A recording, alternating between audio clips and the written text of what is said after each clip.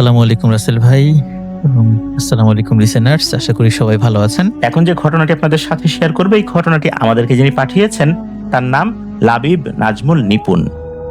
তার বাসা গাজীপুর জেলার চৌরাস্তা এলাকায়। উনি বর্তমানে নবম শ্রেণীর বিজ্ঞান বিভাগের একজন স্টুডেন্ট। যে ঘটনাটি উনি পাঠিয়েছেন, এই ঘটনাটি উনি শুনেছেন ওনার আম্মুর কাছ থেকে।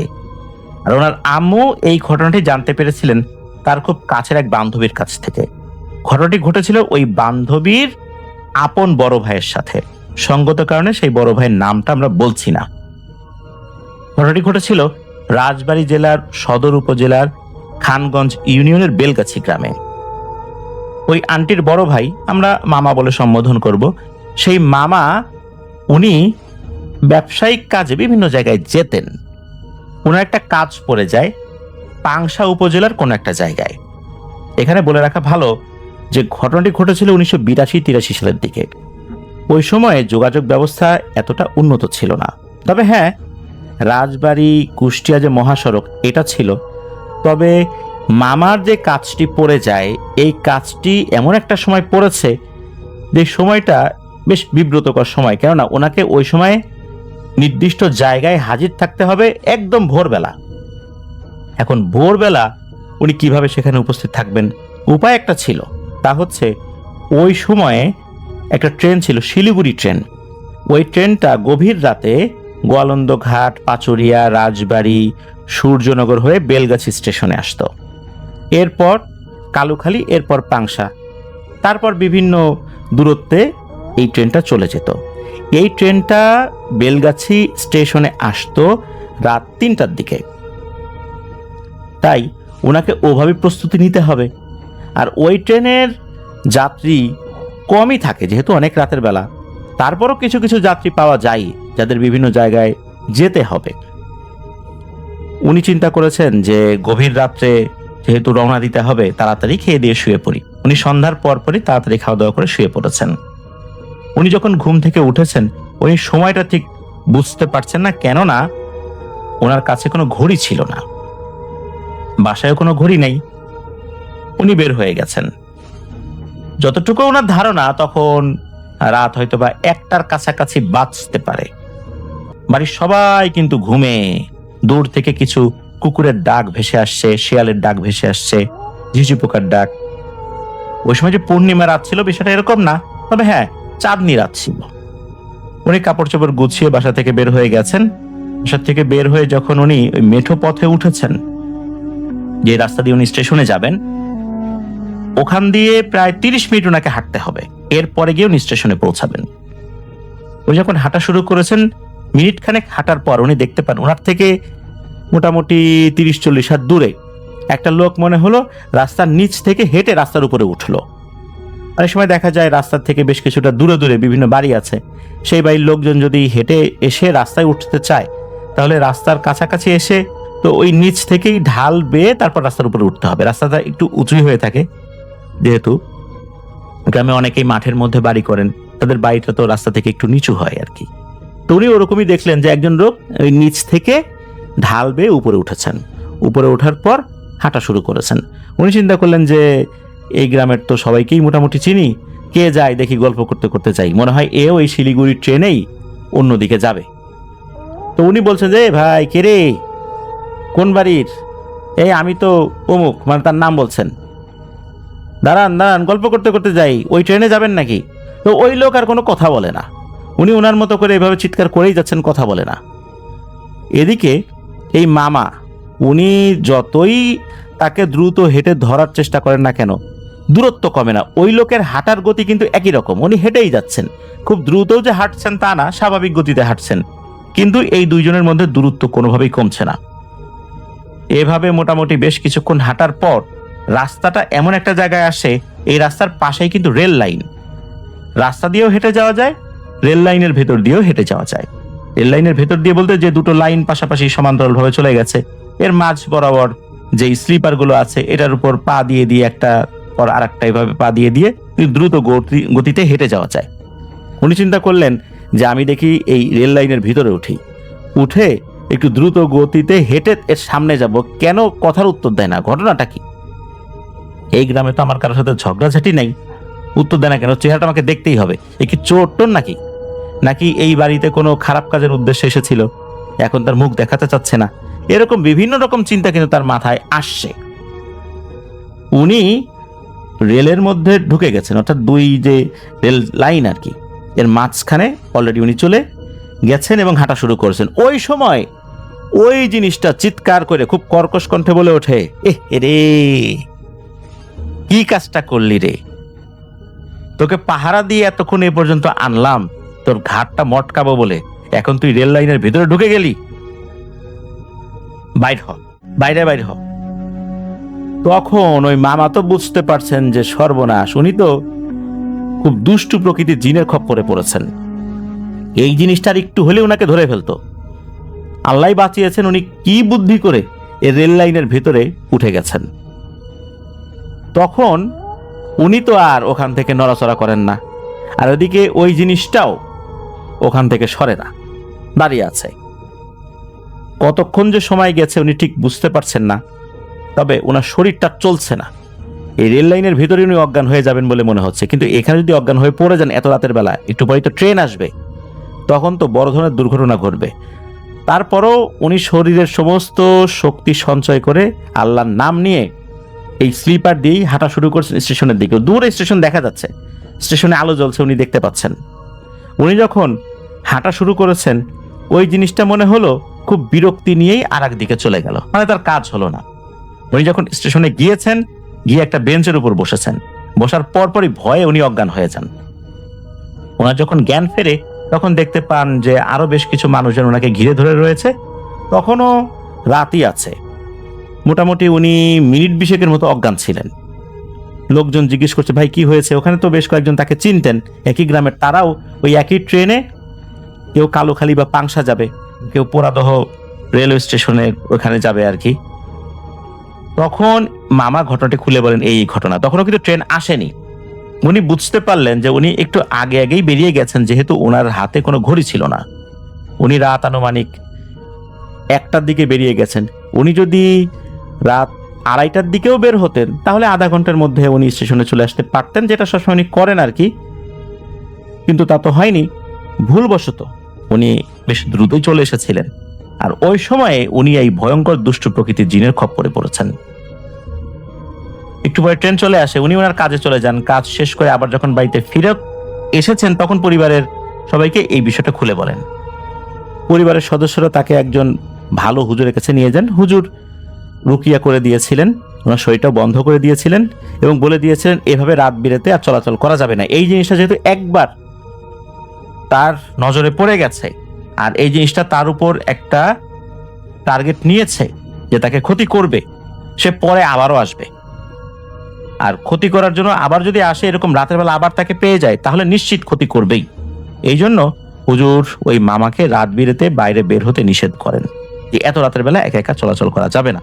এই পরামর্শ দিয়েই মূলত মামাকে উনি রুকিয়া করে বাড়িতে পাঠিয়ে দিয়েছিলেন। তবে মামার সাথে এরপরে আর তেমন কোনো ঘটনা ঘটেনি, মানে এই ঘটনার যে পুনরাবৃত্তি হবে এরকম ঘটনা হয়নি আর কি।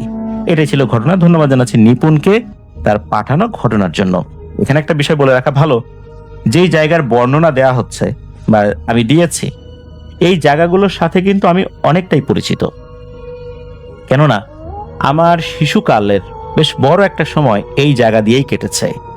বেলগাছি রেলওয়ে স্টেশন, রেলের পাশের রাস্তা, এই রাস্তা দিয়ে দাঁতপুর গ্রামে আমার নানা বাড়িতে যাওয়া, এই জন্য এই রাস্তাগুলো আমার অনেক পরিচিত। আমার কাছে এমনও মনে হয়েছে যে এই ঘটনা যখন আমি বলছি, আমি রাতের বেলা সেই রাস্তা দিয়েই হাঁটছি, কারণ এই রাস্তাগুলোর সাথে আমার অনেক স্মৃতি রয়েছে। এখন অবশ্য এই মেঠো পথ নেই, পাকা হয়ে গেছে, যদিও বা সেটা খুব বেশি প্রশস্ত রাস্তা না, তবুও পাকা হয়েছে। তবে এই রাস্তা কেন্দ্রিক কয়েকটি ঘটনা এর আগেও আমি প্রচার করেছি, ভূত এফএমও বলেছি, আমাদের চ্যানেলেও আমি বলেছি। তো ধন্যবাদ আবারও নিপুণকে তার পাঠানো ঘটনার জন্য। আশা করি আপনার কাছ থেকে আরো অনেক ঘটনা ইনশাল্লাহ আমরা পরবর্তীতেও পাবো। ভাই, আমার নাম মোহাম্মদ শরীফ, আমি ঢাকার কেরানীগঞ্জে থাকি। আমি আজ যে ঘটনাটি শেয়ার করতে যাচ্ছি তা ঘটেছিল আমার চেনা পরিচিত এক অ্যাম্বুলেন্স ড্রাইভারের সাথে। আমি সঙ্গত কারণে সে যে জায়গায় কাজ করত সেই জায়গার ঠিকানা বলছি না, তবে তার নাম শফিক মিয়া। তিনি যখন অ্যাম্বুলেন্স ড্রাইভিং এর কাজে প্রায় 1 বছর পার করছিলেন, তখন তার সাথে এই ঘটনাটি ঘটেছিল, যা আজ আমি শেয়ার করব। তার বয়স আনুমানিক 32 থেকে 35-এর ভিতরে হবে। যাই হোক, আমি ঘটনাটা শফিক মিয়ার কাছ থেকে শুনেছিলাম, আর কথা না বাড়িয়ে ঠিক সেভাবেই ঘটনাটা বলি যেভাবে আমি তার কাছে শুনেছিলাম। বলছেন শফিক মিয়া, সালটা ছিল 2003, সময়টা ছিল রাতের। সচরাচর আমার সাথে আমার হেল্পার আরিফ থাকতো, কিন্তু আরিফের ব্যক্তিগত কিছু কাজের কারণে আরিফ আর সেই দিন আমার সাথে ছিল না। আমি একাই একটি লাশ অ্যাম্বুলেন্সে বহন করে তার গ্রামের বাড়িতে পৌঁছে দিচ্ছিলাম। গ্রামের মানুষ লাশের জন্য সকাল পর্যন্ত অপেক্ষা করতে পারবে না, তাই যত দ্রুত সম্ভব লাশ পৌঁছে দিতে হবে। এমনিতেই আমার বের হতে হতে একটু দেরি হয়ে গিয়েছিল। অবশ্যই দোষটা আমার নয়, হাসপাতাল কর্তৃপক্ষের। তারাই কাগজপত্র করতে করতে দেরি করেছিল। আমি আল্লাহর নাম নিয়ে লাশটা গাড়িতে করে রওনা দিয়ে দিলাম সেই গ্রামের উদ্দেশ্যে। শুরুতেই রাস্তায় আমি কোনো জনমানব দেখিনি। সচরাচর ওই সময় রাস্তায় এতটাও নীরব থাকার কথা নয়, তবে কি আর করার, কাজ তো করতেই হবে। গাড়ির পেছনে লাশ ছিল, সামনের সিটে আমি একা বসা, চারপাশে গাছপালা ছিল।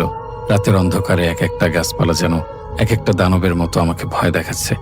যদিও আমার কাজের তখন 1 বছর প্রায় শেষ হয়ে গিয়েছে, কিন্তু ভয় এমন একটা জিনিস যে ভয়ের অভিজ্ঞতা আপনার যতই হোক না কেন কখনোই একেবারে মন থেকে মুছে ফেলতে পারবেন না। আর আমি একা কোনো লাশ পৌঁছে দিয়েছি এমন খুব কম হয়েছে। আমি গাড়ি চালাচ্ছিলাম আর বারবার আয়নাতে পেছনের দিকে দেখছিলাম।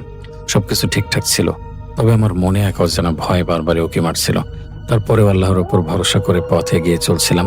আমি এগিয়ে চলছিলাম, যদিও মাঝে সাঝে একটা গাড়ির দেখা পাওয়া যেত, কিন্তু যতই পথ এগিয়ে সামনে যাচ্ছিলাম ততই গাড়ির সংখ্যা ধীরে ধীরে কমতে শুরু করলো। আর আশেপাশের ঝোপঝাড় থেকে অদ্ভুত রকমের আওয়াজ শুনতে পাচ্ছিলাম। মনের মধ্যে এমনিতে ভয় ছিল, এর মধ্যে এরকম পরিবেশ আমার ভয়কে আরো বেশি উৎসাহ দিচ্ছিল। গাড়ি চালাতে চালাতে হঠাৎ করে ইঞ্জিন থেকে একটা গটগট শব্দ এসে গাড়িটা থেমে গেল। আমি ইঞ্জিন চেক করার জন্য গাড়ি থেকে টর্চ হাতে করে বাইরে নামলাম।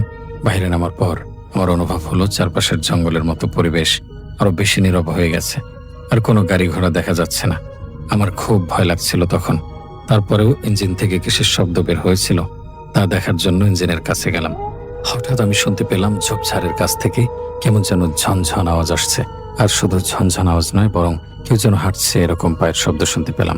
ভাবলাম হয়তো কেউ এসেছে, এভাবে পেছনে তাকালাম, কিন্তু সেখানে কেউ ছিল না। যতদূর দেখতে পারছিলাম সবকিছুই জনমানব শূন্য ছিল।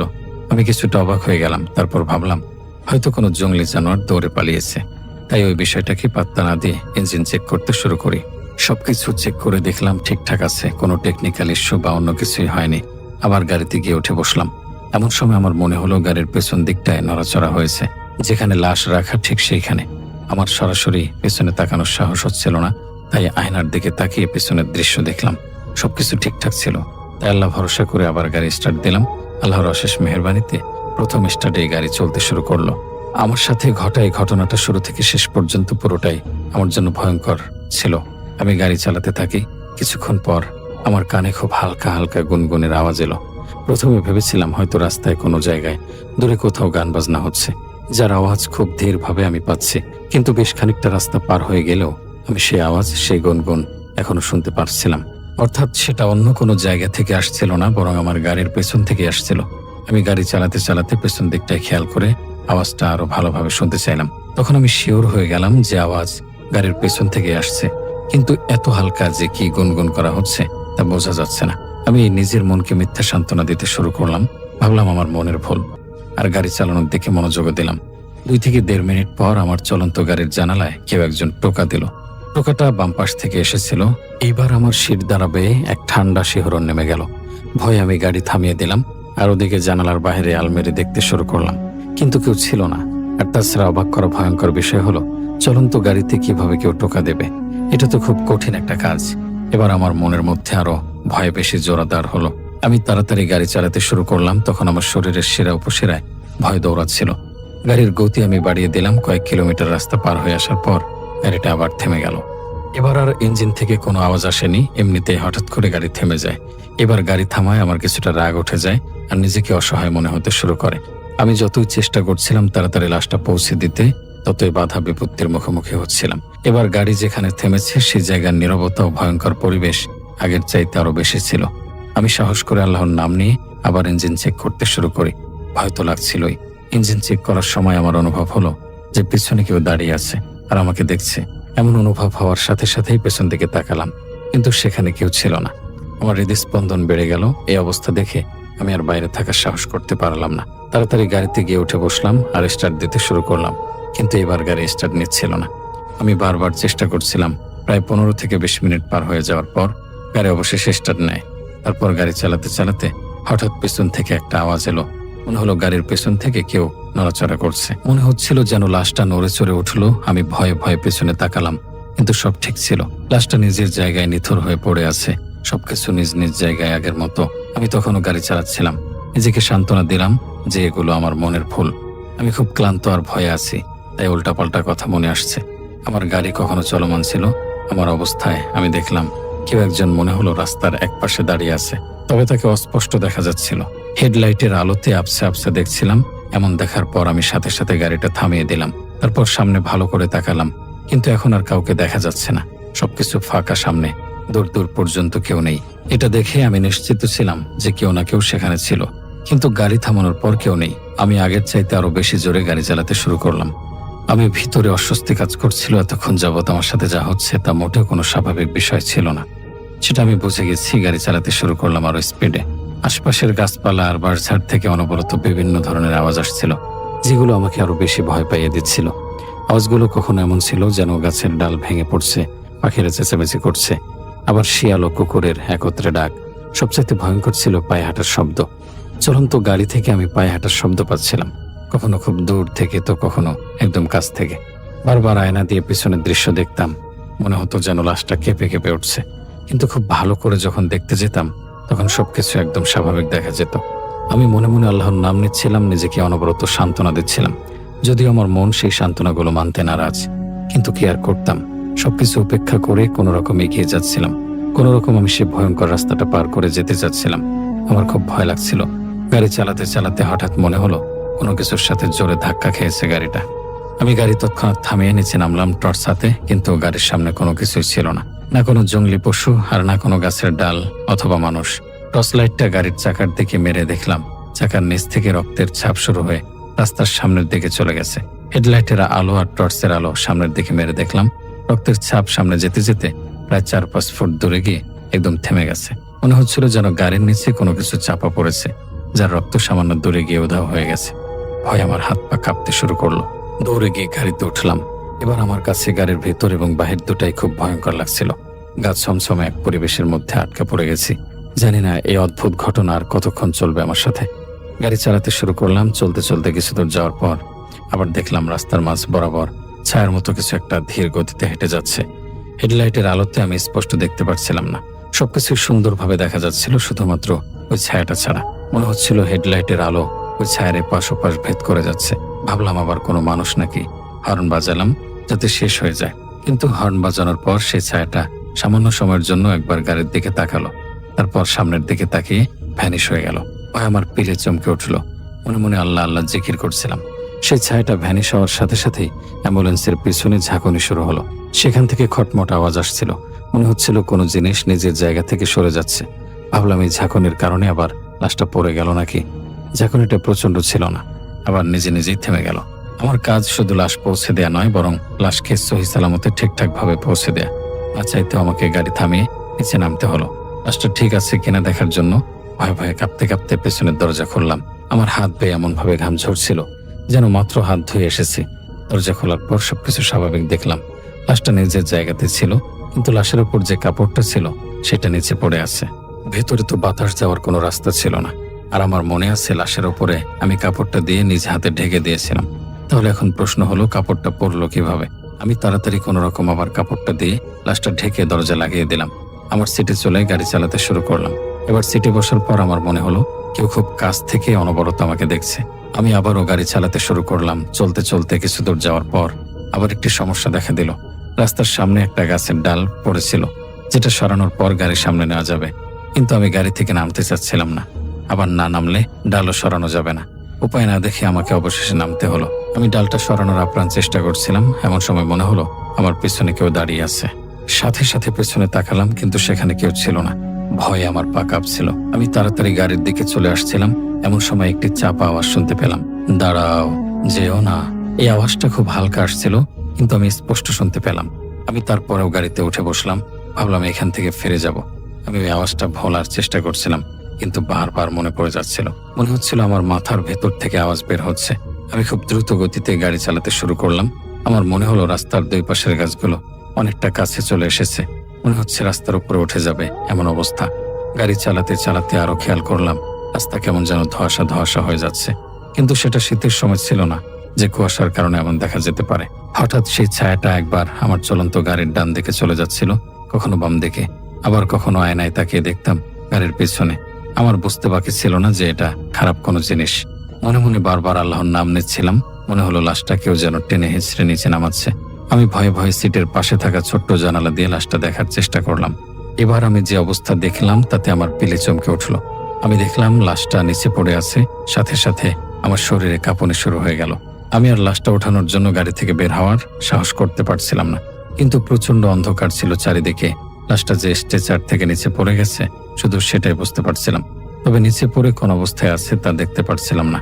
টর্চ মেরে দেখার সেই সুযোগ ছিল না, কারণ টর্চটা তখন জ্বলছিল না। মোবাইলের লাইট জ্বালানোর চেষ্টা করলাম, কিন্তু মোবাইলও বন্ধ হয়ে গেল। না চাইতো আমাকে গাড়ি থেকে নেমে লাশের কাছে যেতে হলো। দূর দূর পর্যন্ত কোনো আলো দেখা যাচ্ছিল না। তবে আমি প্রায় গ্রামের রাস্তায় এসে পড়েছিলাম, এটা ভালোভাবেই বুঝতে পারলাম, কিন্তু কোন জায়গায়ও একটি বাড়ির মধ্যে আলো দেখতে পেলাম না। এতটাই গ্রামের কাছাকাছি এসে পড়েছিলাম যে বাড়িঘর দেখা যাচ্ছিল। এবার বাইরে বের হয়ে আমার কাছে মনে হলো যে বাতাসটা খুব ঠান্ডা। আমি এদিক ওদিক আর বেশি না তাকিয়ে অ্যাম্বুলেন্সের দরজা খুললাম।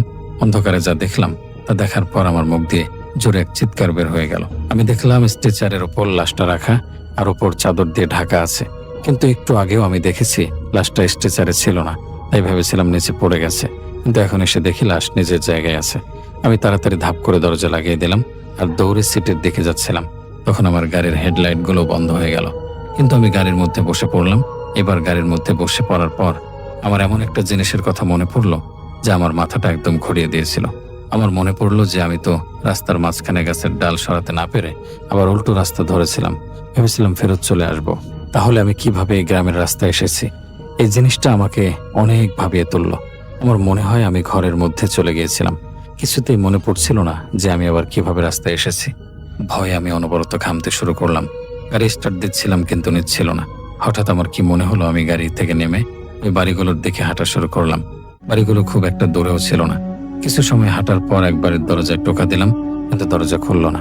আর একটু হেঁটে অন্য একটা বাড়ির দরজায় টোকা দিলাম, কিন্তু এবারও কোনো সাড়া পেলাম না। এভাবে কমপক্ষে 4-5টা বাড়ির দরজায় টোকা দিয়েছি। দরজা খোলা তো দূরের কথা, কেউ শব্দ পর্যন্ত করেনি। এমনকি সেই বাড়িগুলোর মধ্যে কোনো আলো ছিল না। খুব অদ্ভুত লাগলো আমার এই বিষয়টা। আমি হতাশ হয়ে গাড়ির দিকে ফিরে আসছিলাম। এমন সময় আমি প্রচন্ড বিকট একটা শব্দ পেলাম। শব্দটা আমার অ্যাম্বুলেন্সের কাছ থেকে আসছিল। আমি দৌড়ে অ্যাম্বুলেন্সের দিকে যাচ্ছিলাম, কারণ লাশের যদি কিছু হয় তাহলে পরিবারের কাছে কি জবাব দেব। দৌড়াতে দৌড়াতে অ্যাম্বুলেন্সের সামনে গিয়ে দেখি লাশ রাস্তায় পড়ে আছে। ভয়ে আমার হাত পা কাঁপছিল। আমি দেখলাম লাশটার মুখে অদ্ভুত হাসি। ওই হাসি আমার শির দ্বারা বেয়ে এক শিহরণ নামিয়ে দিল। যখন আমি লাশটা আবার স্ট্রেচারে ওঠানোর জন্য স্পর্শ করলাম, তখন আমার ভয় 10 গুণ বেড়ে গেল। কারণ ওই মৃত লাশের শরীরটা একদম স্বাভাবিক তাপমাত্রার। জীবিত মানুষের শরীরের তাপমাত্রা যেমন থাকে ঠিক তেমন, শুধু শরীরে স্পর্শ করলে কেউ বুঝতে পারবে না যে এটা একটা মৃত মানুষ। আমি যখন ওই লাশটা ধরছিলাম তখন আমার হাত পা কাঁপছিল। আমার সম্পূর্ণ শরীরে যেন কারেন্ট লেগেছে। খুব কষ্ট করে উঠিয়ে দরজা লাগিয়ে দিলাম আর গিয়ে সিটে বসলাম। সিটে বসতে না বসতেই হেডলাইট এবং ইঞ্জিন আপনা আপনি চালু হয়ে গেল। আমি সাথে সাথে গাড়ি স্টার্ট দিলাম। আল্লাহর নাম নিয়ে আবার গাড়ি চালাতে শুরু করলাম। গাড়ি চালাতে চালাতে মোটামুটি কিছু সময় ভালোভাবে রাস্তা চলছিলাম, কিন্তু হঠাৎ হেডলাইটের আলোতে আমার চোখে একটা দৃশ্য ধরা পড়লো। দেখলাম ওই ছায়াটা কখনো রাস্তার এপাশ থেকে ওপাশ আমার গাড়ি ভেদ করে চলে যাচ্ছে, আবার কখনো গাছের ডালে উঠে যাচ্ছে, কিন্তু আমি গাড়ি থামালাম না। হঠাৎ আমার চোখের সামনে ওই ছায়াটা হেডলাইটের আলো থেকে উধাও হয়ে গেল। ছায়াটা উধাও হয়ে যাওয়ার সাথে সাথে আমার গাড়িটা ভারী হয়ে গেল। গতি কমে গেল। মনে হচ্ছিল গাড়ির উপরে হয়তো কেউ ভারী পাথর রেখে দিয়েছে, তাও আবার বিশাল আকৃতির। তখন আর আমার ভয় নিয়ন্ত্রণে থাকলো না। আমি এবার চাচ্ছিলাম গাড়ি আর লাশ রেখে শুধু নিজের প্রাণ নিয়ে পালিয়ে যেতে। ব্রেকে চাপ দিলাম, কিন্তু গাড়ি ব্রেক হচ্ছিল না। আমি খেয়াল করলাম গাড়িটা আমার নিয়ন্ত্রণে নেই। ইতিমধ্যে লাশের জায়গা থেকে একটা স্পষ্ট উচ্চ ভাষার কণ্ঠস্বর ভেসে এলো। সেটা নারী কণ্ঠ ছিল নাকি পুরুষ কণ্ঠ তা আমি জানি না, কিন্তু প্রচন্ড ভয় করছিল। সেই শব্দ বলছিল, বলেছি না যেও না, এটা আমাদের রাস্তা, তোমার ইচ্ছায় আসলেও যাবে আমার ইচ্ছায়। এতটুকু মনে আওয়াজটা থেমে গেল। আর ভয়ে আমার বমি চলে এলো। চলন্ত গাড়িতে আমি জানালা দিয়ে মাথা বের করে বমি করছিলাম। গাড়িতে আমার কোনো নিয়ন্ত্রণ ছিল না, কিন্তু গাড়ি নিজ গতিতে চলছিল। ভয় সীমা ছাড়িয়ে যাচ্ছিল। হঠাৎ গাড়িটা সরাসরি জনের দিকে যেতে শুরু করলো। আমি শুধু চুপচাপ করে বসে বসে দেখছিলাম। তবে একবার গাড়ির দরজা খোলার চেষ্টা করেছি, কোনো মতে দরজা খুলছিল না। আমি বারবার চেষ্টা করেছিলাম নিজেকে বাঁচানোর। এক পর্যায়ে সেই ফসলের জমিতে গাড়ি থেমে যায়, দরজা আপনা আপনি খুলে যায়। আমি আর কিছু না ভেবে এক লাফ দিয়ে গাড়ি থেকে নেমে যাই। নেমে যেতেই দেখি দরজার সামনে না শেষে চাঁদে কি পড়ে আছে। দৌড় দিয়ে অ্যাম্বুলেন্সের দরজার সামনে গিয়ে দেখি দরজা খোলা, স্ট্রেচার ফাঁকা, লাশটি গাড়িতে ছিল না। আমি আবারও সিটের সামনে আসলাম। তখন যে দৃশ্য নিজের চোখে দেখলাম তা দেখে আর নিজেকে নিয়ন্ত্রণে রাখতে পারিনি। আমি দেখলাম সেই ফসলি জমিনের মাঝখানটা মাঠের মতো জায়গায় পরিণত হয়েছে। শত শত সাদা জামা পরিহিত কালো কালো মানুষ জানাজার নামাজ পড়ছে, আর সামনে খাটিয়ার ওপর আমার অ্যাম্বুলেন্সের লাশটা রাখা। লাশটা শুয়েছিল না, বরং বসেছিল। আর তাদের ইমাম যে ছিল, অর্থাৎ যে নামাজ পড়াচ্ছিল, সে দেখতে ঠিক আমার মতো, তবে গায়ের রং বিদঘুটে কালো।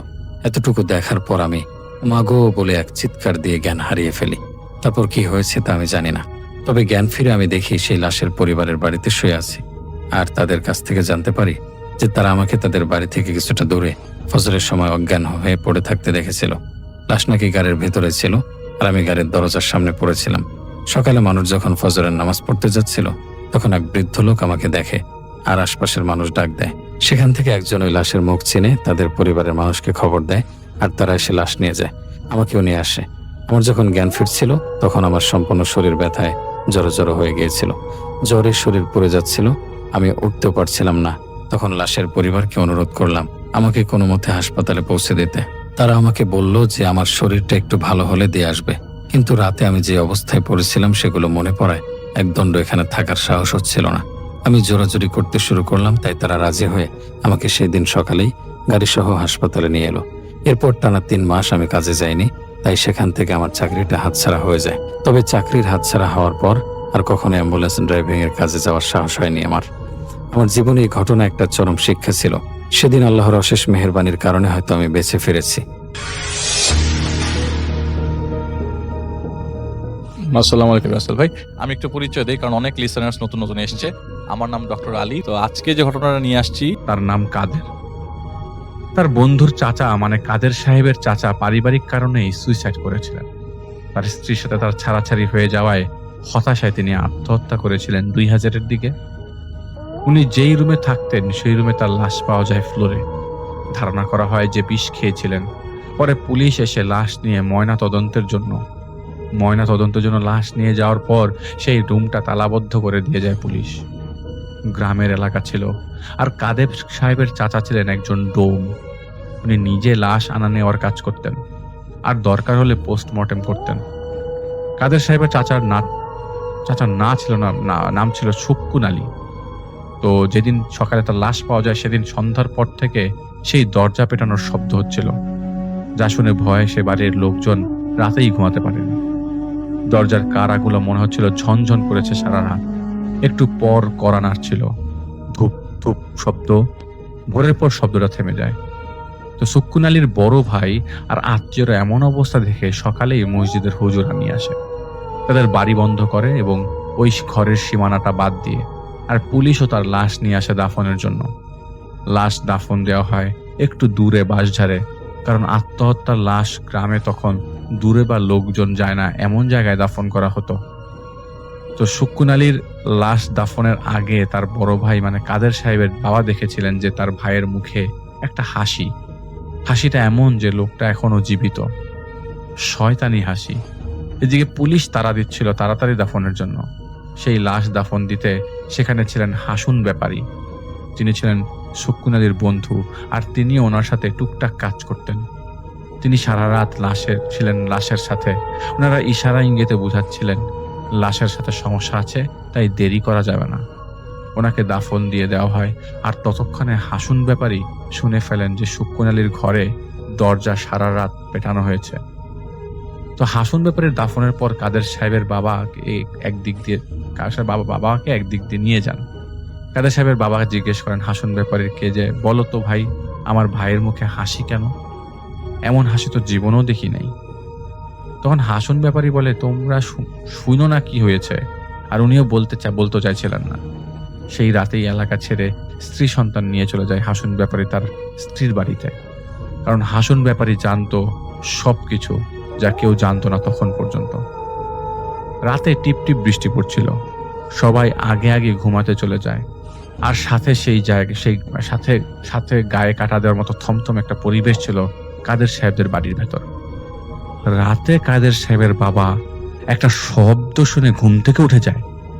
শব্দটা ছিল তাদের বাড়ির সামনের রাস্তায় কেউ চিৎকার করতে করতে এসে পুনরায় আবার চিৎকার করতে করতে দূরে চলে যাচ্ছে, যেখানে সুক্কুন আলীকে কবর দেওয়া হয়েছিল, এবং ওই দিকটায় চলে যাচ্ছে। আবার চিৎকার করতে করতে তাদের বাড়ির রাস্তার সামনে চলে আসছে। চিৎকারটা এভাবেই হচ্ছিল দেখে তারা তাদের ঘরের পেছনের দরজা দিয়ে কয়েকজনকে ডেকে বের হন হারিকেন নিয়ে। তারা বের হওয়ার সময় চিৎকারটা রাস্তার সামনে থেকে আবার সুক্কুন আলীর কবরের দিকে যাচ্ছিল। টিপ টিপ হলেও বৃষ্টি হচ্ছিল বেশ জোরেই। তারা রাস্তা থেকে কবরের দিকে তাকায়, যা ছিল 50 মিটারের মতো দূরে, কিন্তু কিছু দেখা যাচ্ছিল না।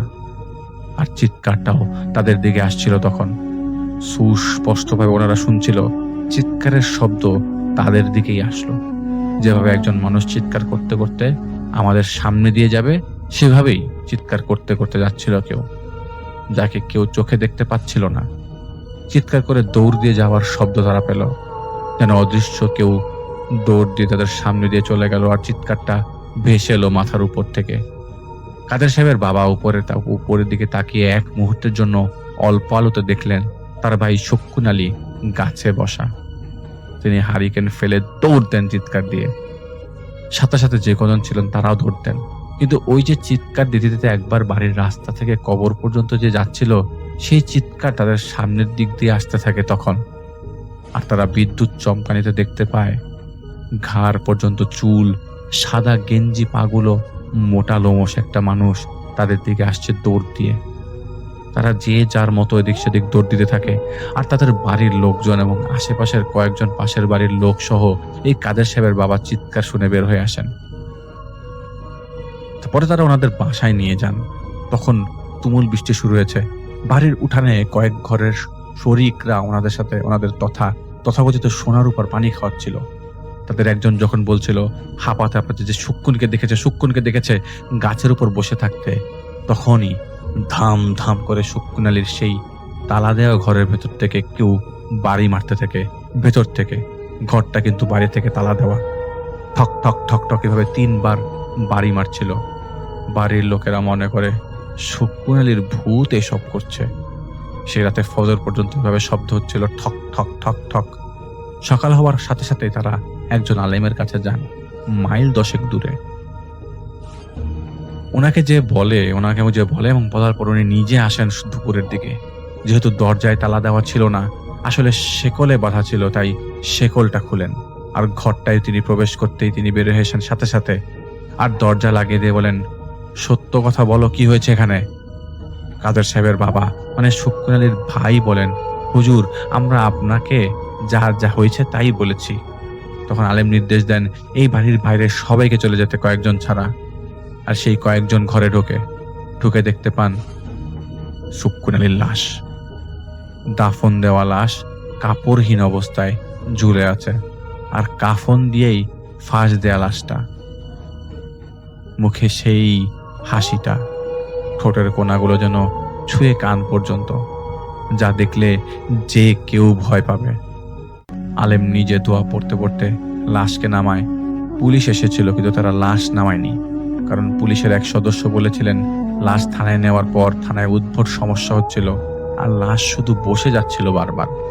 থানার চারপাশে অদৃশ্য চিৎকার ভেসে আসছিল সেদিন। যখন বড় অফিসার দেখলো এমন বিদঘুটে হাসি, তখন তিনিও বলেছিলেন দাফন দিয়ে দিতে তাড়াতাড়ি। এর মধ্যে কেউ সুক্কুন আলীর কবর দেখতে গিয়েছিল, যে লাশ এলো কিভাবে, কিন্তু সে যে দেখে মাটি সরানোর আলামত নাই, কিন্তু উপরে বাঁশঝাড় থেকে একটা হাসির শব্দ আসে, যা শুনে সে এখান থেকে দৌড় দিয়ে চলে আসে। আলিম বুঝেছিলেন পিশাচ ধরেছে মনে হয় লাশটাকে, তাই তিনি নিজে লাশের গোসল করান। আর তিনি নিজে দোয়া দুরুদ পড়ে মুখের হাসিটা সরানোর চেষ্টা করেন, কিন্তু কাজ হচ্ছিল না। দাফন দিতে দিতে সন্ধ্যা হয়ে যায়, আর সাথে গুড়ি গুড়ি বৃষ্টিও শুরু হয়। সেদিন এই আলেম আর যেতে পারেননি তার বাড়িতে, তাই কাদের সাহেবের বাবা তার থাকার ব্যবস্থা করেন। এশার নামাজের পর এবার সেই বাড়িতে সবার ঘরের দরজায় ঠক ঠক ঠক ঠক ঠক ঠক শব্দ হতে লাগে। একবার এক ঘরে তো পরের বার আরেক ঘরের দরজায়। সেই আলেম ঘরের দরজায় শব্দ হওয়ার পর তিনি দরজা খোলেন। তিনি বুঝতে পারেন যে কেউ দৌড় দিয়ে সরে গিয়েছিল দরজায় টোকা দিয়ে।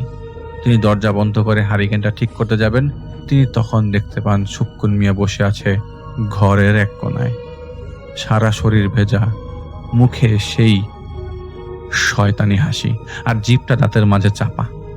আলেম ভয় পাওয়ার মতো লোক ছিলেন না। তিনি জিজ্ঞেস করে, এখানে জ্বালাচ্ছিস কেন সবাইকে, আর এই মুর্দার পেছনে পড়েছিস কেন? তার দিকে তাকিয়ে শুক্কুনের রূপ নেয়া শয়তান হাত দিয়ে একটা তালি দেয়, আর তখনই হারিকেনটা নিভে যায়। আলেম বুঝতে পারেন তার ঘর থেকে বেরিয়ে গেছে সেই বদমাশ। কিন্তু তখনই যেই ঘরে শুক্কুন আলী থাকতেন সেই ঘরের দরজার সামনে কড়া নাড়ার শব্দ হতে থাকে, আর দূরে যে বাঁশঝাড়ের কাছে ওনাকে দাফন দেওয়া হয়েছিল সেখানের বাঁশঝাড় থেকে এত রাতে এত দূর থেকেও কটমট করে বাঁশ ফাটার শব্দ আসছিল। সবাই দৌড় দিয়ে আসে আলেমের কাছে, কি করবে এখন তা জানার জন্য। আলেম তাদের নিয়ে বের হন। আলেম তাদের বলেছিল যে যা ঝামেলা তা হয়তো ওখানেই, আমাদের সাথে চলো বলে বেশ কয়েকজনকে সাথে নিয়ে এই বৃষ্টির ভেতরে তারা বের হন। তারা সেদিকেই এগোচ্ছিলেন, আর বাঁশ ফাটার শব্দ এমন শব্দ হচ্ছিল যা না শুনলে কেউ বুঝবে না কেমন লাগে। কবরের কাছে যেতেই সবাই দৌড় দিয়ে পালিয়ে যায়, কেবল আলেম সাহেব ছাড়া। তারা বাড়িতে এসে শোরগোল লাগায় যে শুক্কুন বসে আছে কবরের উপরে। পরে তাদের খেয়াল হয় আলেম তো সেখানে। তারা সেখানে আবারও যায়, যে দেখতে পান আলেম সাহেব ভালো আছেন, আর তিনি একটা সীমারেখা আঁকছিলেন বাঁশের কঞ্চি দিয়ে সেই কবরের আর বাঁশঝাড়কে কেন্দ্র করে। এর মানে যা খারাপ ছিল সেটাকে তিনি একটা সীমারেখা দিয়ে আটকে দিয়েছিলেন। কাদের সাহেবের বাবা আর আত্মীয়রা সেখানে গেলে তিনি আগে তাদের বকাঝকা করেন অনেক। এরপর তিনি সেখানে থেকে বাসায় আসেন, এসে বলেন শুক্কুনের সাথে এমন কারোর পরিচয় আছে যে ওর সাথে চলাফেরা করত। তখন হাসুন ব্যাপারী কথা বলা হলে আলেম বলেন যে আমার তো মনে হয় সে এখানে নাই, তার কাছে আমাকে নিয়ে চলো সকালে হাসুনের বাড়িতে যে কাদের সাহেবের বাবা জানতে পারেন যে হাসুন ব্যাপারীর শ্বশুর বাড়ি চলে গেছে। কাদের সাহেবরা মনে করেন তাহলে হাসুন হয়তো কিছু করেছে যার জন্য এমন হচ্ছে। কিন্তু আলেম সাহেব তাদের বলেন বেশি না বুঝে আমাকে আগে ওর কাছে নিয়ে যাও, ওর জানের বিপদ আছে, কারণ ওই জানে কি করেছে শুক্কুন আলী, আর ওর কাছ থেকেই জানা যাবে ঘটনা কি। হাসুন ব্যাপারীর শ্বশুর বাড়ি যাওয়ার পর জানা যায় তিনি মসজিদে রাতে থাকেন, দিনে বাসায় রাতে মসজিদে। হাসুন ব্যাপারীকে পরে আলেম সাহেব জিজ্ঞেস করেন, আপনি কেন মসজিদে রাতে থাকেন? তখন হাসুন ব্যাপারী বলে, আমার সাথে থাকেন রাতে তাহলে বুঝতে পারবেন। আলেম বলেন, দেখুন হাতে এত সময় নেই, আর আমিও জেনেছি আপনাকে খুঁজছে সেই জিন। আমি বাদ দিয়ে আসছি, যখন বাঁধের দাগ মুছে যাবে ও বের হয়ে যাবে তখন যা করার এখন করতে হবে। আর এত ভনিতা না করে আমাকে বলুন ঘটনাটা কি। মাটি আর টিন দিয়ে তৈরি করা মসজিদ হাসুন আলী রাতে থাকতেন নিজের সেফটির জন্য। উনি কেবল আলেম আর শুক্কুন আলীর বড় ভাই মানে কাদের সাহেবের বাবাকে বলেন, শুক্কুনের জানি কি হয়েছিল, আমরা তো টুকটাক টাকা বেশি পাবো ভেবে লাশ টানার কাজ করতাম মাঝে মাঝে।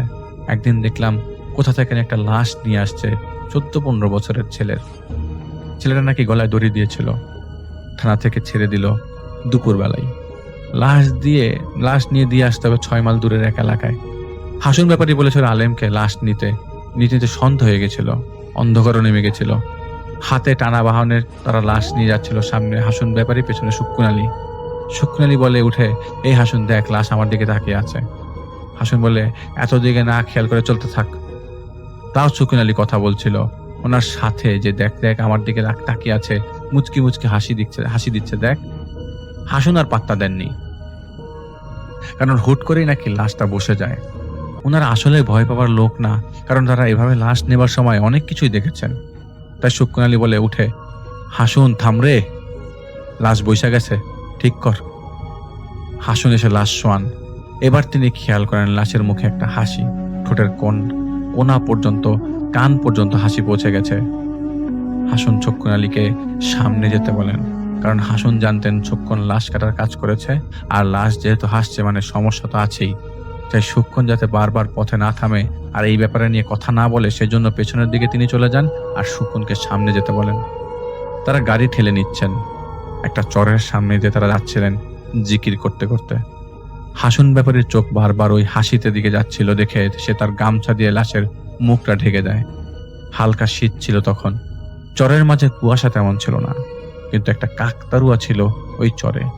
চরের রাস্তা ধরে যাওয়ার সময় সুক্ষণ আলী বলে ওঠে, হাসুন ডাইনে দেখ। উনি তাকিয়ে দেখেন কাকতারুয়া চলছে তাদের সাথে। এটা দেখে হাসুন বলেন, বাদ দে, সোজা তাকা, খেয়াল দিস না, বুঝোস না কিচ্ছু? বলে উত্তর দেন সুক্ষণ। কিছু দূর চলার পর একটা জোরালো কান্নার শব্দ পেয়ে আটকে ওঠেন দুইজনই। লাশটাই কাঁদছিল, আর এত জোরে জোরে কাঁদছিল যে খিচুনি দিচ্ছিল, আর সাথে একটা বিকট গোঙানির শব্দ ছিল। লাশটাকে টান দিয়ে নামিয়ে ফেলা অদৃশ্য কিছু। ঘ্যাঁ ঘ্যাঁ একটা শব্দ আসছিল অদৃশ্য কোনো কিছুর থেকে। হাসিন বলেন সুক্ষণ সহ তিনি লাশ ধরে ফেলেন। দরাজ কণ্ঠে শব্দ করছিল লাশটা। তারা দুজন দোয়া পড়তে থাকেন শব্দ করে, আর সুক্ষণ ঠেলা গাড়িটাতে ঠিকা দিয়ে লাঠিটা এলোপাতারি শূন্যে চারপাশে ঘোরাতে থাকেন আর বলতে থাকেন, 5 বছর যাবৎ যাকে নিয়ে গেছি সেই সহি সালামত নিয়ে গেছি, ওকেও সহি সালামত নিব। যে আসছস সরে যা, নইলে লাঠি পেটা করব। কিছুক্ষণ পর তারা বুঝলেন পরিবেশ শান্ত। তখন তারা লাশ পুনরায় গাড়িতে তুলে এবার দ্রুত চলতে লাগলেন। পথে আর সমস্যা হয়নি। বেশ রাতেই তারা পৌঁছে যান ছেলেটার বাড়িতে। ছেলের বাবা আর কয়েকজন মিলে তখনই লাশ নামিয়ে দ্রুত গোসল দিয়ে দেন, যেন তারা চাইছেন যত তাড়াতাড়ি পারে আপদ দূর হোক। হাসুন ব্যাপারে জানতে চেয়েছিল কিভাবে ছেলেটা মারা গেল। ছেলের বাবা ছেলের মুখের হাসি দেখে বলে, আর কিছু জানতে চেও না। পরে তারা নিজেরাই দাফন দিয়ে রওনা দেন। 2 ঘন্টারও কম সময়ে গোসল জানাজা দাফন হয়ে যায়। হাসুন আর সুক্ষণ যখন আসছিলেন তখন তারা আলাপ করছিল ছেলেটা মরল কিভাবে। তারা ধরে নিয়েছিলেন ছেলেটাকে মনে হয় ভূতে মেরেছে, আর রাস্তায় যেহেতু তারা ছেলের মুখে হাসি দেখেছে তাই সে ভূত হয়তো লাশ খেতে আসছিল। ওনাদের জন্য পারেনি। ওনারা এবার পাশাপাশি হাঁটছিলেন, দুজনে এক হাত দিয়ে গাড়ি ধরে এগিয়ে যাচ্ছিলেন। এমন সময় তাদের সামনের দিক থেকে হ্যারিকেন হাতে কেউ দৌড় দিয়ে আসছিল কাঁদতে কাঁদতে। সেই হ্যারিকেন তাদের প্রায় 20 হাত সামনে এসে নিভে যায়। কিন্তু যে কাঁদতে কাঁদতে আসছিল সে তার দৌড় থামায়নি, আর সুক্ষণ আর হাসুনের সামনে দিয়ে অদৃশ্যভাবে সেই চিৎকার দেয়া কান্নার শব্দ চলে যায় তাদের পেছনে। এটা দেখে দুইজন এবার জোরে জোরে চলতে শুরু করেন। তাদের বাম আর ডান দিক ছিল গাছগাছালি ঘেরা। সেখানকার গাছের উপর থেকে কখনো হাসি কখনো কান্নার শব্দ আসছিল ভেসে। তারা সেই চরের সামনে, মানে খোলা আসমানের সামনে যখন এসে গেছে তখন পেছন থেকে দাবড়াতে দাবড়াতে কিছু আসার শব্দ হচ্ছিল। তারা বুঝে গিয়েছিলেন আলোর মধ্যে না, এবং আলোর মধ্যে না গেলে ক্ষতি হয়ে যাবে, তাই দুজন মিলে দৌড় দেন গাড়ির হাত ধরে। তারা পেছনে তাকিয়ে দেখেন সেই ছেলেটাই মনে হচ্ছে দাঁড়িয়ে আছে। কাফনের কাপড়টা যেন পায়ের সাথে লেগে আছে কোনোভাবে, আর তারা আর সেদিকে না তাকিয়ে চলতে শুরু করে। হাসুনকে বলছিল, সুক্ষণ আলী শোন, আমি লাশ কাটছিলাম, ছেলেটার শরীরের ভেতরে মানুষের কামড়ের দাগ পাইছে, যেন কেউ পেটের ভেতরে সব জায়গায় কামড়াইছে, ভেতরে সব কিছু ছিঁড়া ছিল। আমি যা পারছি জোড়া লাগাইছি। হাসুন তা বলে, থাম, আর বলিস না, তাড়াতাড়ি চল। বলে তারা চলতে লাগে। রাস্তায় আর ঝামেলা হয়নি সেদিন, কিন্তু তারা ভুলেও জাননি কি হয়েছিল। এরপর মাঝে আর কিছু হয়নি, তাই তারা দুইজনই চিন্তামুক্ত ছিলেন। একদিন সুক্ষণ আলীকে দেখে বিমর্ষ দেখে হাসুন জিজ্ঞেস করেন, কি হয়েছে বলতো। তখন পেটে একটা দাগ দেখিয়ে সুক্ষণ তাকে বলেছিলেন অমুক এলাকায় গিয়েছিলেন তার এক ব্যক্তিগত কাজে। রাত তখন কয়টা তার হিসাব নেই। তিনি হেঁটে আসছেন নদী পার হয়ে। তো বিশাল বড় চর, তো দূরত্ব বরাবর বেশ কয়েকটা ফ্যামিলি বাড়ি বেঁধেছিল চরের রাস্তার পাশেই। হঠাৎ হাওয়া বইতে শুরু করে, যা ছিল তুফানের আলামত। সামনে একটা বাড়ি ছিল, তো সেখানে তিনি কিছুক্ষণ দাঁড়িয়ে দেখেন যে এখানে আসলে থাকলে লাভ হবে না, আর বাড়ির লোকেরা তার পরিচিত না। সামনের চর পার হলে তার পরিচিত একটা বাড়ি আছে, সেটুকু যেতে পারলেই হলো। ঝড় নামলেও সমস্যা হবে না, তিনি রাত কাটাতে পারবেন। তাই তিনি হাঁটছিলেন, কিন্তু বাতাসের সাথে এবার প্রচন্ড বজ্রপাত। তিনি কপালে হাত এমনভাবে রেখেছেন যাতে অনন্ত সামনের দিকটা যেন দেখতে পারেন, কারণ বাতাসের কারণে চোখ খোলা রেখে তাকানো যাচ্ছিল না। তিনি হেঁটে যাওয়ার সময় বাম দিকের নিচু জমি থেকে সুক্ষণ বলে কেউ তাকে ডাক দেয়। তিনি তাকিয়ে দেখেন কেউ দাঁড়িয়ে আছে। তিনি পরিচয় জানতে চাইবেন, ঠিক তখনই বিদ্যুৎ চমকে ওঠে। আর ততটুকুই তিনি দেখতে পান সেই ছেলেটাই দাঁড়িয়ে আছে, কাফনের কাপড় পায়ে জড়ানো, পেটে গর্ত, তা থেকে কালো কি যেন পড়ছে, মুখে সেই হাসি আর হাতে রামদা। তিনি কোনো কিছু না ভেবে ওই জায়গা থেকে দৌড় দেন। আর তার পেছনে আসছিল দাবড়াতে দাবড়াতে কেউ। সামনে তার পরিচিত লোকের বাড়ি। তিনি তার নাম ধরে ডাকতে ডাকতে ঢুকে যান সেই বাড়িতে। সেই বাড়িতে কয়েকটা ঘর ছিল, এর মধ্যে একটা ঘরের দরজা খোলার শব্দ তিনি পান। তিনি সেই লোকের নাম নিয়ে তাকে একটু বের হতে বলেন। দরজাটা ভেরানো ছিল আর উনি তো হাঁপাচ্ছিলেন। অনেকক্ষণ ধরে কোনো সাড়া শব্দ না পায় তিনি আবারও ডাক দেন যে এই বাসায় তিনি এসছেন। উত্তর আসে, কে ডাকে? তো শুক্কুনি তার পরিচয় দেয়। ভেতর থেকে একটা কড়া উত্তর আসে, দাঁড়া, আসতাছি। দরজা খুলে বেরিয়ে এসে সেই ছেলেটা, যার হাতে রামদা আর সেই বিশ্রী হাসি। উনি কিছু বোঝা ওঠার আগেই ওনার পেটে কিছু একটা ঢুকিয়ে দেয় বলে মনে হলো ওনার। আর তার দুই কান চেপে কি যেন বিড়বিড় করলো। এরপর সেখান থেকে দৌড়ে পালিয়ে আসেন তিনি। কিভাবে যেন নিজের বাসায় পৌঁছান। আর বাসায় যে দেখতে পান পেটে এমন দাগ। তো হাসুন আলী বলেন, এরপর থেকে তো দেখলাম ওর আচরণই বদলে গেছে। খালি হাসে আর কিভাবে যেন তাকিয়ে থাকে। পাগলামি বাড়তে থাকে ওর। বউ চলে গেল, এরপর তো মরেই গেল। আমি লাশ নিয়ে যাওয়ার সময় দেখলাম ওইভাবেই হাসি দিয়ে রাখছে। বড় অফিসাররা বুঝে গিয়েছিল সমস্যা কি। আমি লাশ আনার সময় পেছন থেকে বারবার ডাকছিল, আমাকে বারবার শুক্কুন ডাকছিল। আমাকে এটাও বলছে আমাকে নাকি খাবে। আমি বাসা থেকে চলে সেখানে আসলাম। সন্ধ্যার পরে আমি দেখি শুক্কুন মুখে ছুরি কামড় দিয়ে ধরে আমার দিকে তাকিয়ে দুই হাত দিয়ে ইশারা করছে, কাছে আয়, কাছে আয়। সেজন্য আমি মসজিদে থাকি। কাল রাতেও দেখলাম উকি ঝুঁকি দিয়ে আমাকে দেখছে মসজিদের সামনের রাস্তা থেকে। তো হাসুন ব্যাপারীর কথা শুনে আসলে বুঝতেও পারেননি আলেম কোথা থেকে সমস্যার উৎপত্তি। পরে যেই ছেলের লাশ তারা নিয়ে গেছিল তার বাবার সাথে কথা বলতে যে দেখে ওই পরিবার সব বেচে কিনে এলাকা ছেড়ে চলে গেছে ওই পরিবারটা। আমি জিজ্ঞেস করলাম, পরে কি হলো? তো কাদের সাহেব আমাকে বলেন, পরে হুজুর মানে আলেম একটানা 40 দিন খতম পড়ে আর আরো অনেক কিছু করে ওই সমস্যাটাকে আটকে দিয়েছিল। কাদের সাহেব আমাকে বলেন, এখন ওই সমস্যাই আমাদের সাথে হচ্ছে। যখন শুক্কুন আলী মারা যান তখন কাদের সাহেব এই এলাকায় ছিলেন না, বোর্ডিং এ পড়াশোনা করছিলেন আর এই সব কিছু শুনেছিলেন পরে। তো বছরখানেক আগে সম্পদ ভাগ হয় তাদের। ওই শুক্কুন আলীর সেই ভিটাটাও তার ভাগে পড়ে। গ্রামে তারা গিয়েছিলেন বাড়িঘর ভালো করে মেরামত করতে।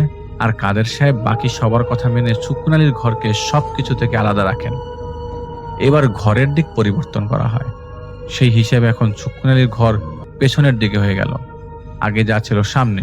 শুক্কুন আলীর ঘর না ভাঙার কারণ ওই আলেম বলেছেন ওই ঘরে যাতে কেউ হাত না দেয়। তো জীর্ণশীর্ণ ঘরটা ভেঙে ক্ষয় হচ্ছে। কাদের সাহেবের বড় ছেলের বয়স হচ্ছে 13 বছর। তো একদিন সন্ধ্যায় সবাই ঘরে থাকলেও ছেলেরা ছিল না সেখানে।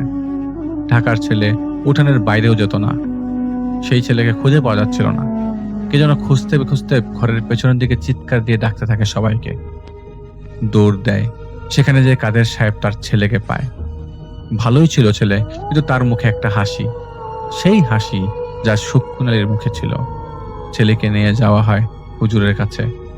পরা পানি দিয়ে গোসল করানো হয় আর অনেক ঝাড়া হয় ছেলেটাকে। এরপর ওর মুখ থেকে হাসিটা সরে যায়। সেই রাতেই তারা ঢাকা চলে আসেন বাড়তি ঝামেলা এড়ানোর জন্য। কিন্তু কিছু সময় এমন কিছু পিছু নেয় যা সহজে তাড়ানো যায় না। ঢাকায় আসার কিছুদিনের ভেতর তার ছেলে পাল্টে যায়। সারাদিন হিজিবিজি বিড়বিড় করত, দাঁত দিয়ে দাঁতে শব্দ করত, বিশ্রীভাবে হাসি দিত। একদিন রাতে কাদের সাহেবের ঘুম ভেঙে যায়।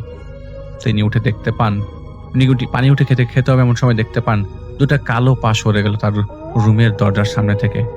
তিনি বের হয়ে দেখতে গেলেন আর তা দেখলেন যা দেখার মানসিকতা হয়তো কারোর থাকে না। তিনি বের হয়ে দেখতে গেলেন আর দেখেন যে তার ছেলেকে কেউ চাপটে ধরে রয়েছে এক হাত দিয়ে, অন্য হাত দিয়ে দড়ি টানানোর চেষ্টা করছে, হয়তো ফাঁস দেয়াবে। ঘটনা কি, তিনি দৌড় দিয়ে ছুটে যান সেখানে। ততক্ষণে সেই এন্টিটি তার ছেলেকে ফেলে দিয়ে দুমদুম করে লাফাচ্ছিল। তার চিৎকারে সবাই চলে আসে সেদিন রাতে। পরদিন সকালে হুজুর আনা হয়, ফ্ল্যাট বন্ধ করা হয়। কাদের সাহেবরা সেই ফ্ল্যাটে সেদিন ছিলেন না, কিন্তু সেই ফ্ল্যাটের দরজা যেন সারা রাত করানার ছিল কিছু। পাশের ফ্ল্যাটের অবিশ্বাসী একজন লোক কড়া নাড়ার শব্দে বিরক্ত হয়ে সেই ফ্ল্যাটের গেটের সামনে যে বকা দিচ্ছিলেন। ভদ্রলোক জানতো না কি হয়েছিল এখানে সারাদিন। সেই লোক গেটে কড়া নাড়েন, গেট খুলে যায়। ভদ্রলোক কাউকে দেখতে না পেয়ে আরো মেজাজ খারাপ করে বকতে শুরু করে। সেই সময় সেই লোকের পেছনে হি হি করে হাসির শব্দ আসে। তিনি তাকিয়ে দেখেন, কাউকে দেখেন নাই। তিনি গেটের দিকে ঘুরতে ঘুরতে দেখতে পান একজন লোককে, যার গলা কাটা আর হাতে রামদা। উনি সেখান থেকে চিৎকার দিয়ে নিচে নেমে যান। লোকজন পরে ওনার কাছ থেকে সবকিছু শোনে। কাদের সাহেবও শোনে। তিনি আর তার পরিবারের কথা ভেবে আর যাননি সেখানে। আরেকজন হুজুর এসেছিলেন, কিন্তু সমাধান হয়নি দেখে তিনি আমার কাছে এসেছিলেন। আমি তাকে বলি, কাল ইনশাল্লাহ আপনাকে জানাবো যা যা জানতে পারি তা। আসলে ছোট ছোট আরো কিছু ঘটনা ঘটেছিল, যার জন্য আর সাহসে কোলায়নি কাদের সাহেবের সেই ফ্ল্যাটে যাওয়া। তো ওনার মালিকানাধীন ফ্ল্যাট পড়ে রয়েছে, তাই তিনি চেষ্টা করছিলেন একটা সমাধানের। আমি ওনার কথা শুনে বাসায় আসি। সেদিন বাসায় আমি একাই ছিলাম। আমি কিছু একটা তৈরি করছিলাম তখন খাওয়ার উদ্দেশ্যে। মেইন গেটে নক করার শব্দ হয়। আমি যে ডেকে বলি, কে? কিন্তু কোনো সাড়া নেই। আমি আবার কাজে ফিরে যাব এমন সময় আবার মেইন গেটে টোকা দেওয়ার শব্দ। আমি এবার হেঁটে যে মেইন গেট খুলি, কিন্তু কেউ ছিল না। আমি পাত্তা না দিয়ে চলে আসবো এমন সময় টের পাই যে দেয়ালের ওই পারে কেউ দাঁড়িয়ে আছে। আমি বুঝতে পারি দেয়ালের ওপারে দাঁড়িয়ে কে দাঁড়িয়ে আছে, যে আমাকে ফলো করছিল কয়েক মাস যাবত।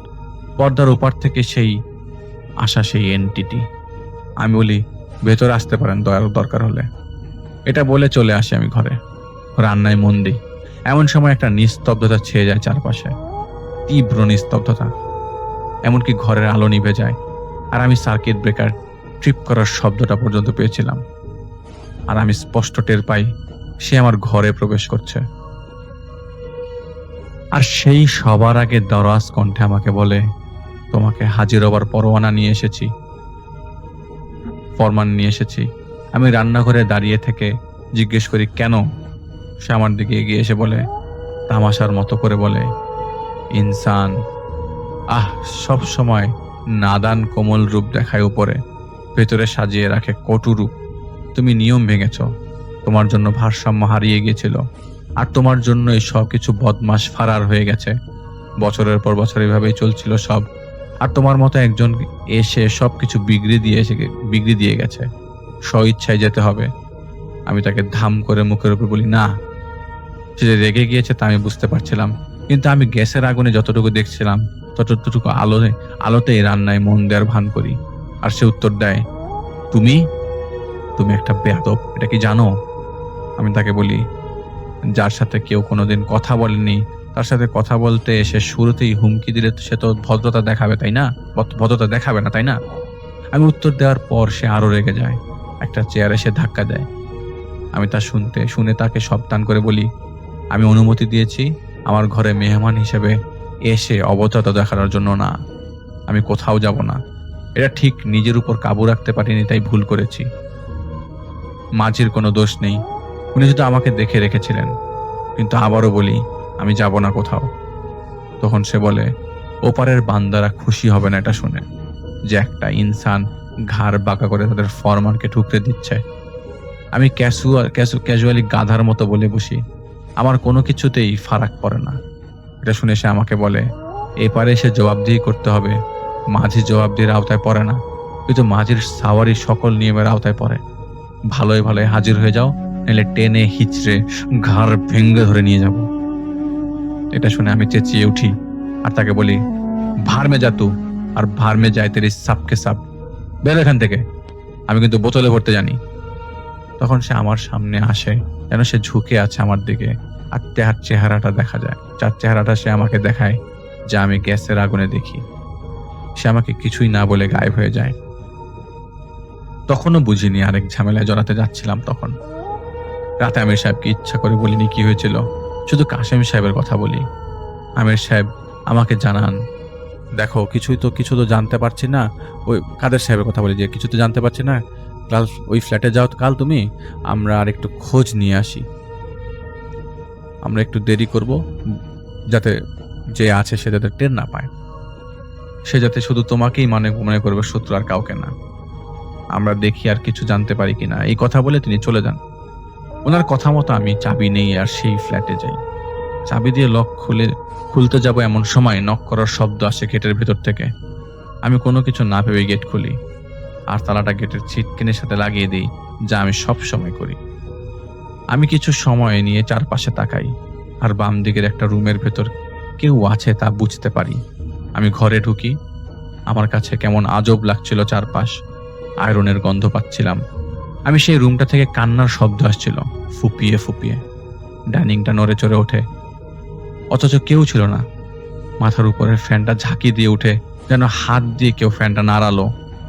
আমি পাশে বাথরুম থেকে শব্দ শুনতে পাই, টপ টপ করে পানি পড়ার, যার শব্দ বাড়ছিল ধীরে ধীরে। আমি সেদিকে যাব, তখন এক পলকের জন্য মনে হলো হামাগুড়ি দিয়ে কেউ ডাইনিং এর নিচ দিয়ে ওই রুমে চলে গেল, যে রুমটা দেখে আমার মনে হয়েছিল কেউ ওই রুমে আছে।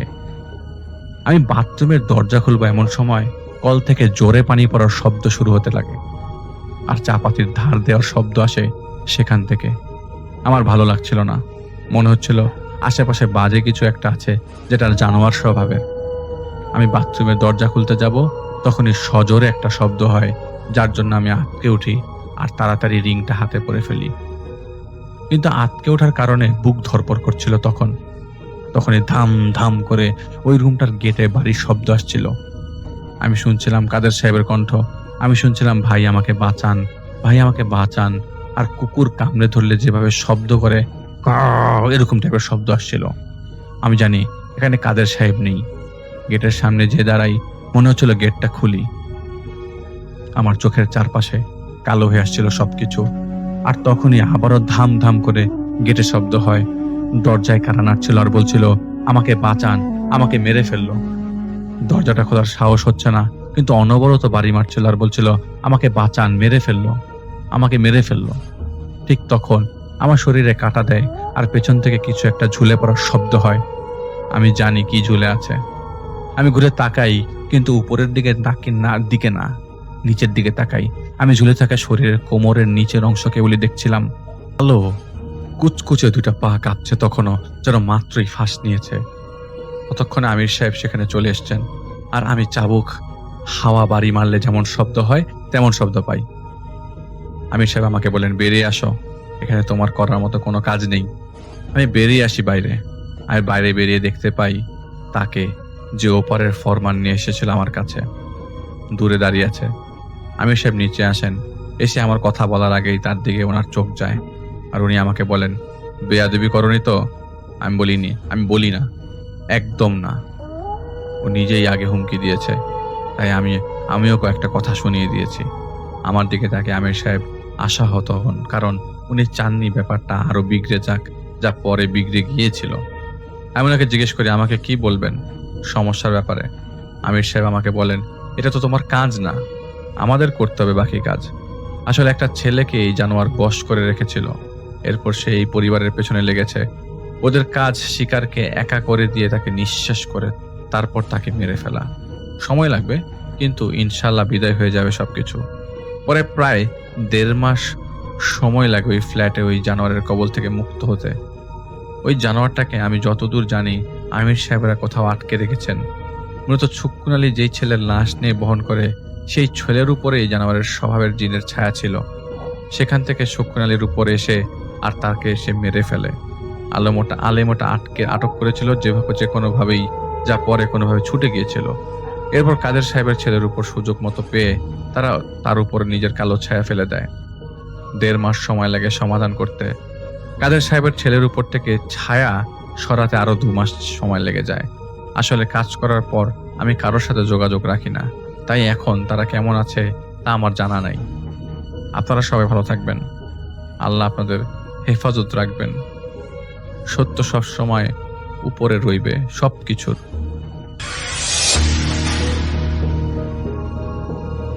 এই ঘটনাটি আমাদের সাথে শেয়ার করেছেন তাসনিম হক রাকিম, ময়মনসিংহ থেকে। রাকিম তার মামার সাথে ঘটা একটি ঘটনা আমাদের কাছে প্রেজেন্ট করেছেন এবং তিনি আমাকে রিকোয়েস্ট করেছেন আমি যেন আমার মতো করে ঘটনাটা আপনাদের কাছে শেয়ার করি। আমি চলে যাচ্ছি রাকিমের পাঠানো ঘটনায়। রাকিমের নানা বাড়ি বেশ সুন্দর একটা জায়গা, একটা গ্রাম, এবং তার মামা সেখানে বসবাস করতেন। তার মামা গ্রামে বসবাস করতেন। শহরে যাওয়া আসা করা পড়তো তার, মাঝে মাঝেই তিনি আসতেন শহরে এবং এসেই আবার বিকেলে ব্যাক করে চলে যেতেন। তো তাদের গ্রামে পৌঁছানোর জন্য তাদের যে থানা আছে সেখান থেকে বেশ খানিকটা পথ পাড়ি দিতে হতো, একদম হাঁটা পথ। তো সেখান থেকে নর্মালি দেখা যেত দুপুরের পরে রওনা দিলে বা সন্ধ্যার আগে তার মামা বাড়ি পৌঁছাতে পারতেন এবং তার সমস্যা হতো না। একবার তিনি গিয়েছেন চাকরি সংক্রান্ত কিছু কাজে শহরে, তো বেশ লম্বা সময় পার হয়ে গেছে। ওই দিন থেকে গেলেন তার বন্ধুর বাসায়। পরদিনও সকালবেলা বন্ধুর সাথে এদিক ওদিক ঘোরাঘুরি করে তার কিছু কাজ বাকি ছিল সেগুলো শেষ করতে গেলেন। তো এই দুপুরের পরে সেই অফিসে যাওয়াতে দেখা গেল যে তার সময় অনেকটাই মানে নষ্ট হয়ে গেল, কারণ ওখানে লাইন ধরে থাকতে হয়েছিল এবং যখন বেরোলেন সেখান থেকে তখন দেখা গেল যে একেবারে বিকেল হয়ে গেছে। তো রাকিমের মামা ভাবছিলেন তিনি থেকে যাবেন কিনা শহরে, পরে চিন্তা করলেন যে না, একদিন তো হয়ে গেছে, বাড়ি চলে যাই। আর বন্ধুও থাকে মেসে, তো ওখানে 2 দিন থাকাটা কেমন যেন লাগলো তার কাছে। তো তিনি রওনা দিয়ে দিলেন ওখান থেকে, এই পড়ন্ত বিকেলেই রওনা দিলেন এবং রওনা দিয়ে যখন তাদের থানায় আসলেন তখন কিন্তু অলরেডি রাত হয়ে গেছে, সন্ধ্যা করা রাত। তো এই সময়টা একটু অস্বস্তিকর রাকিমের মামার জন্য ওখান থেকে ফেরা, কারণ তিনি জানেন যে তাদের যে পথটা, এই পথটা বেশ বন্ধুর বলতে অনেক দূর হেঁটে আসতে হয় এবং এই পথটার একটা পাশে একটা বড় দিঘি আছে এবং দিঘির পাশে একটা পুরনো কবরস্থান আছে। এই জায়গাটাকে পার হতে হয়। তো এই জায়গাটা সাধারণত রাতের বেলা মানুষ এড়িয়ে চলে, মানে ওই জায়গায় দেখা যাচ্ছে যে এরকম সন্ধ্যার পর ওখানে মানুষই থাকে না, ওই রাস্তাতে চলাচলই করে না। কারো যদি রাতের বেলা কোনো বিশেষ প্রয়োজনে থানায় আসতে হয় তখন তারা ঘুরে পাশের একটা গ্রাম আছে ওখান দিয়ে আসে, তারপরে এখান থেকে যায় না। তো রাকিবের মামাকে এই পথই ধরতে হবে, কারণ পাশের গ্রামে যেতে গেলে তাকে নামতে হতো সামনের একটা জায়গায় এবং সেখান থেকে যেতে হতো বেশ ঘুরপথ। গ্রাম থেকে যদি থানায় আসতে যায় খুব সহজ, বাট এই থানার থেকে যদি এখন যেতে হয় তাহলে তাকে ওই হাঁটা পথে এখান দিয়ে যেতে হবে। তো যাই হোক, কোনো উপায়ন্তর নাই, রাত হয়ে গেছে আর তিনি এখন তার রিগ্রেট করেও লাভ নাই, রওনা দিয়ে দিচ্ছেন। তো যখন রওনা দিলেন ওই থানা বাস স্ট্যান্ড থেকে তখন কিন্তু মানে মোটামুটি বেশ কঠিন অবস্থা, মানে সন্ধ্যা গড়ায় গেছে, ছোটখাটো দোকানপাট বন্ধ হওয়া শুরু হয়েছে, কারণ গ্রামের দিকে দোকানপাটগুলো খুব দ্রুতই বন্ধ হয়ে যেত তখন, এত খোলা থাকতো না। একেবারে বাজার বা একদম বাস স্ট্যান্ড ছাড়া একেবারে আর্লি বন্ধ করে। যাই হোক, তিনি জাস্ট হেঁটে রওনা দিয়েছেন, একটু পরে টপ টপ টপ বৃষ্টি শুরু হলো, প্রচন্ড বৃষ্টিতে তিনি দাঁড়ায় থাকলেন একটা দোকানে, ওই দোকানটা বন্ধ হয়নি তখনও। দোকানে দাঁড়ায় থাকলেন, দোকানদারের সাথে অনেকক্ষণ গল্প করতে করতে মানে আরো ভালো একটা সময় চলে গেল বৃষ্টি থামতে থামতে। বৃষ্টি মানে একেবারে ঝুম করে আসছিল, আবার চলে যায়, আবার আসে, এরকম করতে করতে একসময় বৃষ্টি যখন থামলো ওই দোকানদারও সব গোছায় ফেলছে, চলে যাবে দোকানদার। তো রাকিমের মামাও বললো আচ্ছা যাই, চলেন ভাই। তো কোন পথে যাবেন? তিনি বললো যে তিনি একটা পথ পর্যন্ত যাবেন। তো রাকিমের মামা ওনার সাথে সাথে হাঁটা দিলেন। তো হাঁটতে হাঁটতে হাঁটতে একটা জায়গায় এসে এখান থেকে চলে যাওয়ার পালা, দোকানদারের বাসা আরেক দিকে, তিনি বিদায় নিয়ে চলে গেলেন। আর এই রাস্তাটাই মোটামুটি বেশ নির্জন রাস্তা, এই জায়গাটাকেই আসলে মানুষ ভয় পায়, কারণ এটার এক পাশ দিয়ে হচ্ছে এরকম গাছগাছালি বেশ উঁচা হয়ে গেছে, মানে রাস্তার পাড়টা বেশ উঁচু, ওই জায়গাতে ঘাস জন্মায় গেছে, এদিক দিয়ে নিচু হয়ে নেমে ফসলের মাঠের মধ্যে নামছে। আর মা দিকে সামনে এগোয়ে গেলে আরো সেখানে একটা বড় দিঘি এবং দিঘির ওই পারে হচ্ছে পুরনো একটা কবরস্থান, মানে বেশ পুরনো, এবং এই জায়গাটা আসলে মানুষ ভয় পায়, অনেকেই ভয় পায়। এবং এই কবরস্থানেই রাকিমদের পূর্বপুরুষদেরও কবর আছে এই জায়গায়। এবং রিসেন্টলি মানে এই তো মানে কয়েক মাস হয়েছে এই রাকিমের মামার এক দাদুর কবর দেওয়া হয়েছে এখানে, তাদের পরিবারেরই, তার দাদু হয়, তিনি, তার কবর দেওয়া হয়েছে। এবং সেখানে মানে রাকিমের মামা বেশ যে মানে সেই দাদুর যখন হয়েছিল মানে 4 দিন 40 দিন বেশ ভালো রোল প্লে করছে, আলোচনা করছে, তাকে বেশ পছন্দ করতো ওই দাদু, মানে ওখানে তিনি গেছেন। তো তার কবরও কিন্তু ওই কবরস্থানেই, এই কবরস্থানের এই শেষ অংশটায়। যাই হোক, তো ওইখানে মানুষ ভয় পায় আর কি। তো যাই হোক, তিনি যখন হেঁটে পৌঁছাইলেন ওই জায়গায় কেউ নাই, শুনশান অবস্থা, এবং বৃষ্টি হয়ে যাওয়াতে চারিদিক ভিজা ভিজা, মাটিটাও ভিজা ভিজা, স্যান্ডেলের সাথেও মনে হইতেছে যে চপচপ করে করে কাদা উঠতেছে, এরকম একটা অবস্থা। আর বাতাস আসতেছে, দমকা দমকা বাতাস, বৃষ্টি থেমে গেছে, ঠান্ডা ঠান্ডা বাতাস। তো তিনি দেখলেন ডানে বামে কেউ নাই, রাস্তা ফাঁকা, যেদিকে যতদূর চোখ যায় ফাঁকা, বাদিকে গেলেও ফাঁকা, বাদিকে গেলে সামনে যে দেখা গেছে 2 পাশে ক্ষেত একদম দেখা যাচ্ছে, আর মেঘ সরে সরে যাচ্ছে আকাশ থেকে। আর ডান দিকে তাকাইলে সেই যে রাস্তা চলে গেছে সামনে, এবং এখান থেকেই দেখা যাচ্ছে দূরে দিঘিটা, আকাশের ছায়া পড়ছে দিঘিতে এবং পানি থই থই করতেছে বোঝা যাচ্ছে। এবং তার থেকে দূরে দেখা যাচ্ছে কবরস্থানের পাশের গাছগুলো একদম, এবং বোঝা যাচ্ছে যে ওখানে কবরের সারি আছে। যাই হোক, রাকিমের মামা আর কিছু চিন্তা না করে হাঁটা দিলেন ডান দিকে। বাসায় তো যেতেই হবে, এবং দু এক জায়গায় পানি জমে গেছে কাদার মধ্যে, বুঝতে পারতেছেন। তো হেঁটে হেঁটে যাচ্ছেন, যেসব জায়গায় পানি জমছে ওগুলো একটু সাবধানে পা ফেলতেছেন, একটু এদিক ওদিক করে পা ফেলতে ফেলতে একসময় দিঘির পাড়ে চলে আসলো। এই দিঘি সম্বন্ধেও আবার কথা প্রচলিত আছে তাদের এখানে। ওই জায়গায় নাকি দিঘির পাড়ে একটা সাইডে একজন এরকম ইসের মতো বসতো, একজন মানে সন্ন্যাসীর মতো একসময় বসতো, এবং এই সন্ন্যাসী নাকি অনেক রকম সাধনা করতো। এই সাধনার জন্য মানুষ ভয় পেত। অনেক সময় মানুষ দেখতো নাকি ওই সন্ন্যাসী একটা বাঘ নিয়ে বসে আছে ওইখানে, এবং মানে এটা দেখি মানুষ ভয় পেত আর কি। বিশেষ করে বিকালের দিকে আসলে, সন্ধ্যার দিকে আসলে তো সন্ন্যাসী একটা বাঘ নিয়ে বসে আছে, এর জন্য অনেকে ভয় পেত। যাই হোক, তো ওই দিঘির কাছে আসতে আসতে এই রাকিমের মামার মনে হয়েছে সন্ন্যাসীর কথা। তো সে ওদিক ওদিক তাকাচ্ছে, গাটা একটু মানে শীত শীত করতেছে এবং মানে ভয় লাগতেছে মোট কথা। আর ডান দিকে কিন্তু ক্ষেত নেমে গেছে যে একটু উঁচা হয়ে, তারপর মানে রাস্তাটা এরকম মানে একটা পাশে অনেকটা উঁচা একটা জায়গা, তারপরে নেমে ওখান থেকে ক্ষেত, ডান দিকটা দেখা যাচ্ছে না, আর বাঁ দিকে দিঘিটা দেখা যাচ্ছে, আর সামনে যে ওই যে দূরে কবরস্থানের এইগুলা। তো তিনি হেঁটে মোটামুটি দিঘিটা পার হয়ে গেছেন। এরকম সময় তার মনে হলো যে পিছনে কেউ হাঁটতেছে, তার পেছনে হাঁটার শব্দ পাচ্ছেন তিনি। তো রাকিমের মামা একটু অস্বস্তিতে পড়লেন যে তার পেছনে কে হেঁটে আসবে। তিনি আবার ঘাড় ঘুরায় দেখার সাহসও করতেছেন না, কারণ রাতের অন্ধকার এবং চাঁদ কিন্তু আছে মেঘের আড়ালে। এই জন্য আকাশটা মোটামুটি একটা ঘোলাটে কালার ধারণ করছে, ঠান্ডা ঠান্ডা বাতাস, গাছের পাতাগুলো তখনও নড়তেছে এরকম, এবং ওই এই পাশের গাছের পাতা থেকে জোরে বাতাস আসলে পানির হ্যাঁচলাও আসছে গায়ে। এরকম একটা পরিবেশে হঠাৎ করে পিছনে তাকাইতেও ভয় লাগে, মনে হচ্ছে এখানে পিছনে কে হাঁটতেছে। অনেক দূর তিনি যখন চলে আসছেন, মানে এই পাশে এখন গাছপালা শুরু হয়ে গেছে, মানে এই কবরস্থান সামনেই।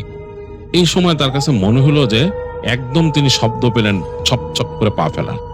তো নিজের অজান্তে বা অটো রিফ্লেক্সেই তিনি ফট করে পিছন ফিরে তাকালেন। তো গ্রামে ওখানে নিয়ম ছিল যে মানে এরকম তাকাইলে ডান দিক দিয়ে তাকাইতে হয়, বাঁ দিকে দিয়ে তাকাইতে নিয়ম নাই আর কি।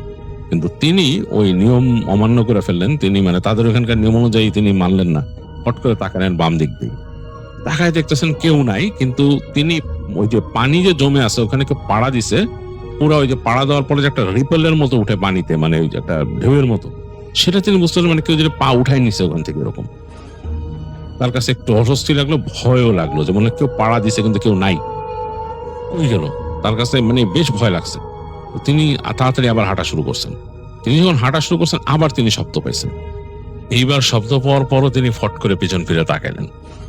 এইবার যখন তিনি তাকাইছেন তার কাছে মনে হলো কেউ একজন মাটির থেকে পা তুলে ফেলছে, মানে মাটিতে একটা পা মনে হলো সে, মানে কেউ যদি পা হঠাৎ করে তোলে হাঁটার সময় যেরকম হয়, তার মনে হলো যেরকম একটা পা দেখছেন, কিন্তু তিনি কাউকে দেখলেন না। এবং তিনি অদ্ভুত ভাবে দেখলেন যে মাটির মধ্যে একটা পায়ের ছাপ পড়েছে, বেশ বড় একটা পায়ের ছাপ, তার পেছনেই একটা পায়ের ছাপ। তো তার সারা শরীর একদম ঠান্ডা একটা স্রোত নেমে গেছে। তিনি চিন্তা করলেন কি হলো, আমি কি দেখতেছি, এটা কি ভূত প্রেত কিছু? তিনি তাড়াতাড়ি আবার হাঁটা শুরু করলেন। কয়েক পা হাঁটার সাথে সাথে তিনি কিন্তু অলরেডি ঢুকে গেছেন কবরস্থান এলাকায়। পেছন থেকে তিনি ডাক শুনলেন, মনসুর। এটা তার ছদ্মনাম আর কি, মানে ওনার নাম ধরে ডাক দিছে। তো রাকিমের মামা একদম ভয়ে মানে একদম পুরা হয়ে গেলেন, শক্ত হয়ে গেলেন, কারণ যেভাবে ডাকছে মনসুর, তার কণ্ঠস্বরটা খুব পরিচিত লাগছে। এই কণ্ঠস্বরটা তার সেই দাদুর, যিনি কয়েকদিন আগেই গত হয়েছেন, মানে কয়েক মাস আগে গত হয়েছেন। তো এই কণ্ঠস্বর শুনে তিনি একদম জমে গেছেন ঠান্ডায়।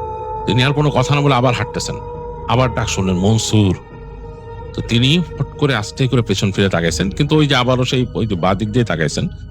তাকায় তিনি দেখতেছেন তার থেকে কয়েক ফিট দূরে, মানে 7-8 ফিট দূরে হবে, ওখানে একটা গাছের ফাঁক দিয়ে এরকম মাথা বের করে কি জানি দেখতেছে। চেহারা বোঝা যাচ্ছে না, কিন্তু একটা মানুষ যে দেখতেছে সেটা। তো তিনি অবাক হইলেন যে গাছের ফাঁক দিয়ে মাথা বের করে আমায় কে দেখে। তো তার কিন্তু প্রচন্ড ভয় লাগছে। ওখান থেকে আবার শুনলেন ভারী কণ্ঠে, মনসুর। তো তিনি ভয় পেয়ে গেছেন, বেশ ভয় পেয়েছেন। তো বলতেছেন যে, ওখান থেকে বলতেছে তাকে যে আমার আতরটা দিয়া যা। তো তখন তার বুকের মধ্যে আরো ছ্যাদ করে উঠছে, কারণ ওই যে দাদু যিনি মারা গেছেন তার জিনিসপত্র যা যা ছিল, অনেক কিছু অনেককে গিফট দিছে বাসার মানুষজন। তো একটা আতরের শিশি ছিল, সেই আতরের শিশিটা তাকে দেওয়া হয়েছিল। ওই রাকিমের মামা মনসুর, তিনি ওই আতরের শিশিটা গিফট পাইছিলেন ওই দাদুর জিনিসপত্রের মধ্যে থেকে একটা। তার বুকের মধ্যে একটা ছ্যাদ করে উঠে তাকে বলছেন যে আমার আতরের শিশিটা দিয়ে যা। তিনি কিন্তু ওই দিনই আনফরচুনেটলি ওই আতরটা মাখছেন গায়ে। তো তার পুরা মানে মানে শরীর বুকের মধ্যে ছ্যাদ করে উঠছে এবং সারা শরীর ঠান্ডা হয়ে গেছে। এবং তিনি দেখলেন ওই যে মাথা বের করে গাছের ফাঁক দিয়ে কথা বলতেছেন, আস্তে করে পুরো একটা অবয়ব বের হয়ে আসলো। এবং অবয়বটা দেখে তার কাছে মনে হলো যে তার সেই দাদু, হুবহু সেই দাদু। এবং তারপর দেখলেন খুব দ্রুত তার কাছে চলে আসতেছে। এইবার যেটা মনে হলো যে ওই অবয়বটা আসলে মাটিতে হেঁটে আসতেছে না, বাতাসে ভেসে আসতেছে তার দিকে। তিনি লাগালেন ভোঁ দৌড় এখান থেকে। রাকিমের মামা ওখান থেকে ঝেড়ে দৌড় দিছেন ওই কাঁচা রাস্তা ধরে, এবং অন্ধকার এই জায়গার মধ্যে কিন্তু গাছগাছালি ছেয়ে গেছে, কিছু না। তিনি যাচ্ছেন এবং তিনি আবার শুনছেন যে মনসুর, এবং মনে হলো যে বাতাসের মতো তার পিছনে ভেসে আসতেছে কিছু।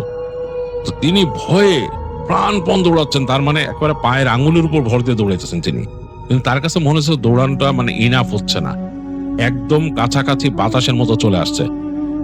শেষ পর্যন্ত তিনি শুনলেন তার ঘাড়ের উপরে একেবারে কণ্ঠ, মনে হলো যে একটা ওয়ার্ম কণ্ঠ এবং একটা গরম, মানে মানুষ যদি মানুষের একদম ঘাড়ের কাছে কানের কাছে মুখ এনে কথা বলে, জাস্ট লাইক দ্যাট, মনসুর আমার আতরটা দিয়া যা। এই যে বলে আতরটা দিয়ে দেয়, এবং তিনি একদম স্পষ্ট শুনছেন তার কানের কাছে বলছে, এবং তার কাছে মনে হলো যে একদম উষ্ণ একটা বাতাসের মতো তার ঘাড়ে লাগছে। তিনি ভয়ে চিৎকার করতে করতে মানে মানে একদম গলা ছেড়ে চিৎকার করতে করতে দৌড়ালো, এবং তিনি হাসির শব্দ শুনলেন শেষে। দৌড়াইতে দৌড়াইতে দৌড়াইতে দৌড়াইতে তিনি এক পর্যায়ে তার বাসায় আসলেন। বাসায় এসে তিনি একদম তার গেটের কাছে এসে চিৎকার করতে করতে মানে জ্ঞান হারায় ফেললেন। তো ধাম করে পড়ে গেছেন তিনি। বাসার মানুষজন বেরিয়েছে চিৎকার শুনে, এসে তাকে উঠাইলো। উঠায় দেখলো যে তার মানে একদম মানে মুখের চোয়াল শক্ত হয়ে গেছে, মানে দাঁতে দাঁত লেগে গেছে। তো সেটা খোলা হইলো, তাকে পানি দিয়ে চিটা দেওয়া হইলো, দোয়া পড়া হইলো। তার শরীরে জ্বর এসে গেছে, এবং রাতের বেলা সে ভয়ে দুঃস্বপ্ন দেখতেছে। ওই অবস্থা তার জ্ঞান আর ফিরে নাই, মনে হচ্ছে যে তার ওই বেহুশ অবস্থায় তিনি দুঃস্বপ্ন দেখতেছেন, একটু পরপর চিৎকার করে উঠতেছেন। তো বাসার মানুষজন অনেক ভয় পেয়েছে, দোয়া দরুদ পড়ছে। রাত হয়ে গেছে, এখন তো আসলে কোনো মানে হুজুরকেও পাওয়া যাবে না। তো ওই রাতের বেলা তারা দোয়া দরুদ পড়ে তাকে ফু দিলেন, এবং পাশে বসে থাকলেন বাড়ির মানুষজন দু একজন। তো এরকম করতে করতে রাতটা পার হয়ে গেল, এবং সারা রাতে তিনি দুঃস্বপ্ন দেখছেন এবং জ্বর বাড়ছে। সকালবেলা বাসার মানুষজন দেখলেন যে তার হুঁশ ফিরছে, তিনি তাকান, কথা বলেন না, ভয় পান, যাকেই দেখেন ভয় পান। তো বাসার মানুষজন গেল যে মসজিদ থেকে হুজুরকে নিয়ে আসলো, যে নিশ্চয়ই ভয় পেয়েছে ছেলে, এবং ডাক্তারকে খবর দিল। গ্রামের একজন ডাক্তার ছিলেন, তো ডাক্তারও আসলো, হুজুর আসলো। তো ডাক্তার দেখে বললেন জ্বর আসছে, এবং তখন রাকিমের মামা কথা বলা শুরু করছে। তিনি কি দেখছেন এগুলো বলা শুরু করছেন।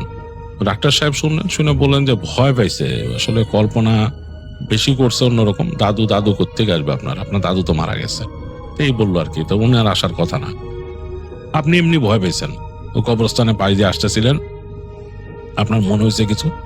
তো রাকিবের মা বলতেছে আমার কাছে আতর চাইছে।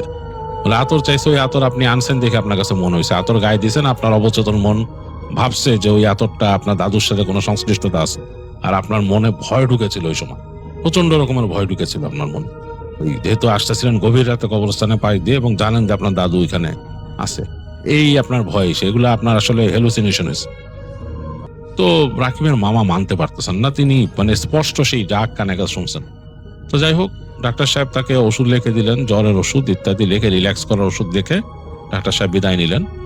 তো তারপরে মৌলানা সাহেব যখন তাকে দেখলেন, হুজুর এসে দেখলেন, তো তিনি দেখলেন, কথাটা শুনলেন, শুনে বললেন যে এটা নিশ্চয়ই কোনো দুষ্ট জিন এসে দেখা দিয়েছে। অবশ্যই ডাক্তার যা বলছে সেটারও পয়েন্ট আছে কথাটার, তবে আপনি যেভাবে বলতেছেন আপনার কথা অনুযায়ী বোঝা হচ্ছে যে আপনার কোনো দুষ্ট জিন ডিস্টার্ব করছে, এটা মোটে আপনার দাদু না। আর ওই যে আতর, ওইরকম তো ইম্পসিবল, আর এরকম মৃত মানুষ আসে না কারো কাছে। তো বলে হুজুর তাকে ঝাড়লেন, ছেড়ে বললেন যে আতরের কোনো দোষ নাই, আতর আপনি ব্যবহার করেন, কোনো ব্যাপার না, সুগন্ধি ব্যবহার করা সুন্নত। দোয়া পড়ে ফু দিলেন, ঝেড়ে দিলেন ওনাকে, এবং বললেন যে এরকম রাতের বেলা মানে চলাফেরা করার সময় একটু সাবধান, আর এরকম কবরস্থানের পাশে দুষ্ট জিন থাকতেই পারে, আর ওই জায়গাটাতে এমনি খারাপ, গ্রামের মানুষই বলে। যাই হোক, তাকে ঝেড়ে দিলেন এবং দোয়া করে দিলেন, বললেন যে এইভাবে কিভাবে হাঁটাচলা করতে হবে, বিভিন্ন রকম নিয়ম বলে দিলেন। তো রাকিমের মামা আস্তে ধীরে সুস্থ হয়ে ওঠেন এবং তিনি স্বাভাবিক জীবনে ফিরে যান।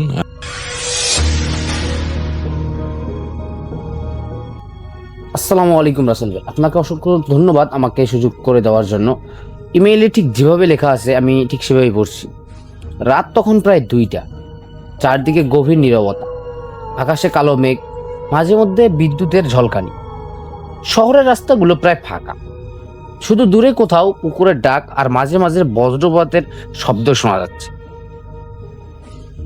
আমি রাশেদ গত 8 বছর ধরে অ্যাম্বুলেন্স চালাই। অসংখ্য দুর্ঘটনা, অসুস্থ রোগী আর জরুরি পরিস্থিতি দেখেছি, কিন্তু সেই রাতের ঘটনাটি আজও ভুলতে পারিনি। সেদিন আমাদের স্টেশনে এক অদ্ভুত ফোন আসে। ডিসপ্যাচার বলল, রাশেদ, জরুরি কল এসেছে। শহর থেকে প্রায় 40 কিলোমিটার দূরের পুরনো বনপথে একজন গুরুতর আহত মানুষ নাকি পড়ে আছে, দ্রুত পৌঁছাতেই হবে। আমি সঙ্গে নিলাম প্যারাডেমিক সুমনকে। আমরা সাইরেন বাজিয়ে বেরিয়ে পড়লাম। শহরের আলো পিছনে ফেলে সামনে যত এগোচ্ছিলাম, রাস্তা ততই নির্জন হয়ে উঠছিল। হঠাৎ করে জিপিএস কাজ করা বন্ধ করে দিল। সুমন অবাক হয়ে গেল। আমি ফোনে নেটওয়ার্ক খুঁজছিলাম, কিন্তু কোনো সিগন্যাল নেই। ঠিক তখনই রেডিওতে কর করে ধরনের শব্দ হলো, ফিরে যাও। আমরা দুজনে চমকে উঠলাম। আমি রেডিওর ভলিউম বাড়ালাম। আবার সেই একই কল, ফিরে যাও, দেরি হয়ে গেছে। সুমন বলল, এটা কি অন্য কোনো ইউনিট? আমি উত্তর দিলাম, না, কারণ কণ্ঠটা মানুষের হলেও অদ্ভুত ঠান্ডা আর ভাঙ্গা শোনা যাচ্ছিল। ঠিক কয়েক মিনিট পরে আমরা বনপথে পৌঁছালাম। রাস্তার মাঝখানে একজন মানুষ পড়ে আছে, তার শরীর রক্তে ভেজা। আমরা দ্রুত নেমে গেলাম। লোকটার নাড়ি খুব দুর্বল ছিল।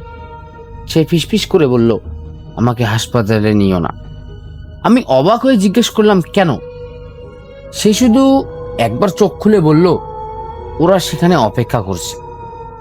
ঠিক এর পরপরই তিনি অজ্ঞান হয়ে গেলেন।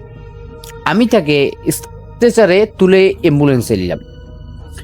অ্যাম্বুলেন্স চলা শুরু করতেই ভিতরের লাইট একবার জ্বলে উঠল, আবার নিভে গেল। মনিটর কেন জানি না নিচ থেকেই চালু হয়ে গেল, কিন্তু স্ক্রিনে রোগীর হার্টবিট নয়, অন্য একটি নাম ভেসে উঠল।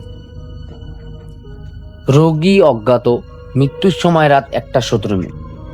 আমি ঘড়ির দিকে তাকালাম। তখন রাত 2:10 কিংবা 12। কিভাবে একজন মানুষ 1 ঘন্টা আগে মৃত ঘোষিত হয়ে আবার আমাদের অ্যাম্বুলেন্সে শুয়ে থাকতে পারে? সুমন ভয়ে কাঁপতে শুরু করল। ঠিক তখনই স্ট্রেচার থেকে ধীরে ধীরে একটি শব্দ এল। লোকটা চোখ খুলছে, কিন্তু সেই চোখে কোনো সাদা অংশ নেই, পুরো কালো চোখ। সে ধীরে ধীরে হাসল, তোমরা অনেক দেরি করে ফেলছ। হঠাৎ পুরো অ্যাম্বুলেন্সের দরজা নিচ থেকেই লক হয়ে গেল। সাইরেন বন্ধ, ইঞ্জিন চলছে, কিন্তু গাড়ি যেন নিচ থেকেই অন্যদিকে মোড় নিচ্ছে। আমি স্টিয়ারিং ঘোরানোর চেষ্টা করলাম, কোনোভাবেও কোনো কাজ হচ্ছে না। রেডিও আবারও চালু করলাম, হাসপাতালে যেও না, ওটা হাসপাতাল নয়। এই কথা শুনে আমার শরীর পুরো ঠান্ডা হয়ে গেল।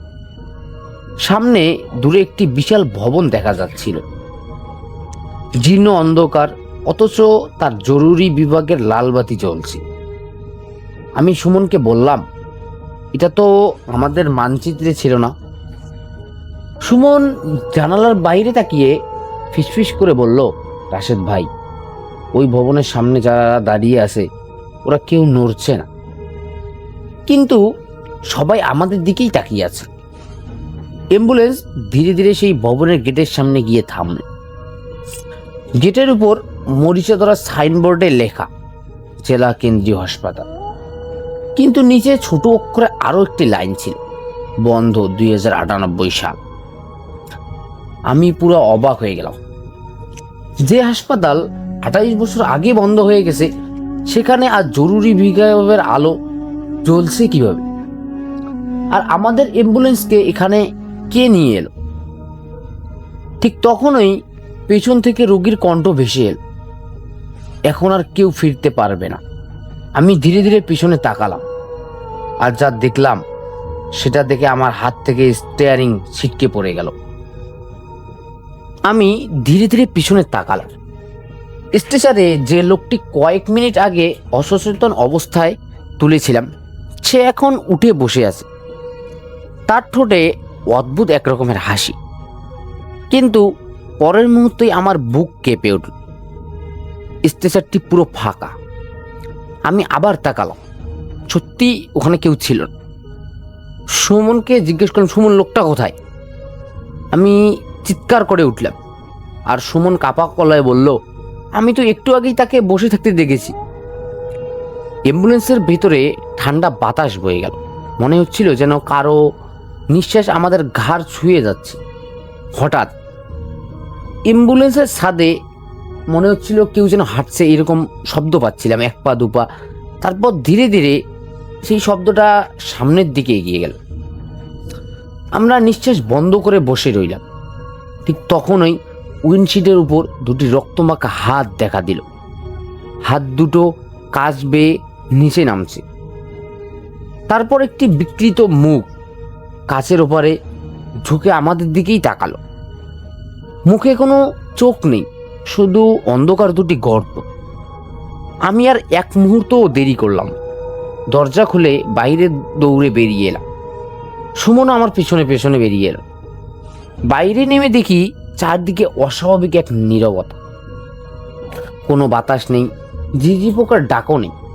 সামনে দাঁড়িয়ে আছে সেই পুরনো হাসপাতাল। জরুরি বিভাগের দরজা অল্প খোলা, ভিতর থেকে ক্ষীণ এক আলো বের হচ্ছে। আমরা ফিরে যেতে চাইছিলাম, কিন্তু যে রাস্তা দিয়ে এসেছিলাম সেখানে এখন ঘন কুয়াশা, রাস্তা যেন মিলিয়েই গেছে। ঠিক তখন হাসপাতালের ভিতর থেকে একটি বৃদ্ধ নিরাপত্তা রক্ষী বেরিয়ে এলো। সে শান্ত গলায় বলল, রোগী নিয়ে এসেছেন?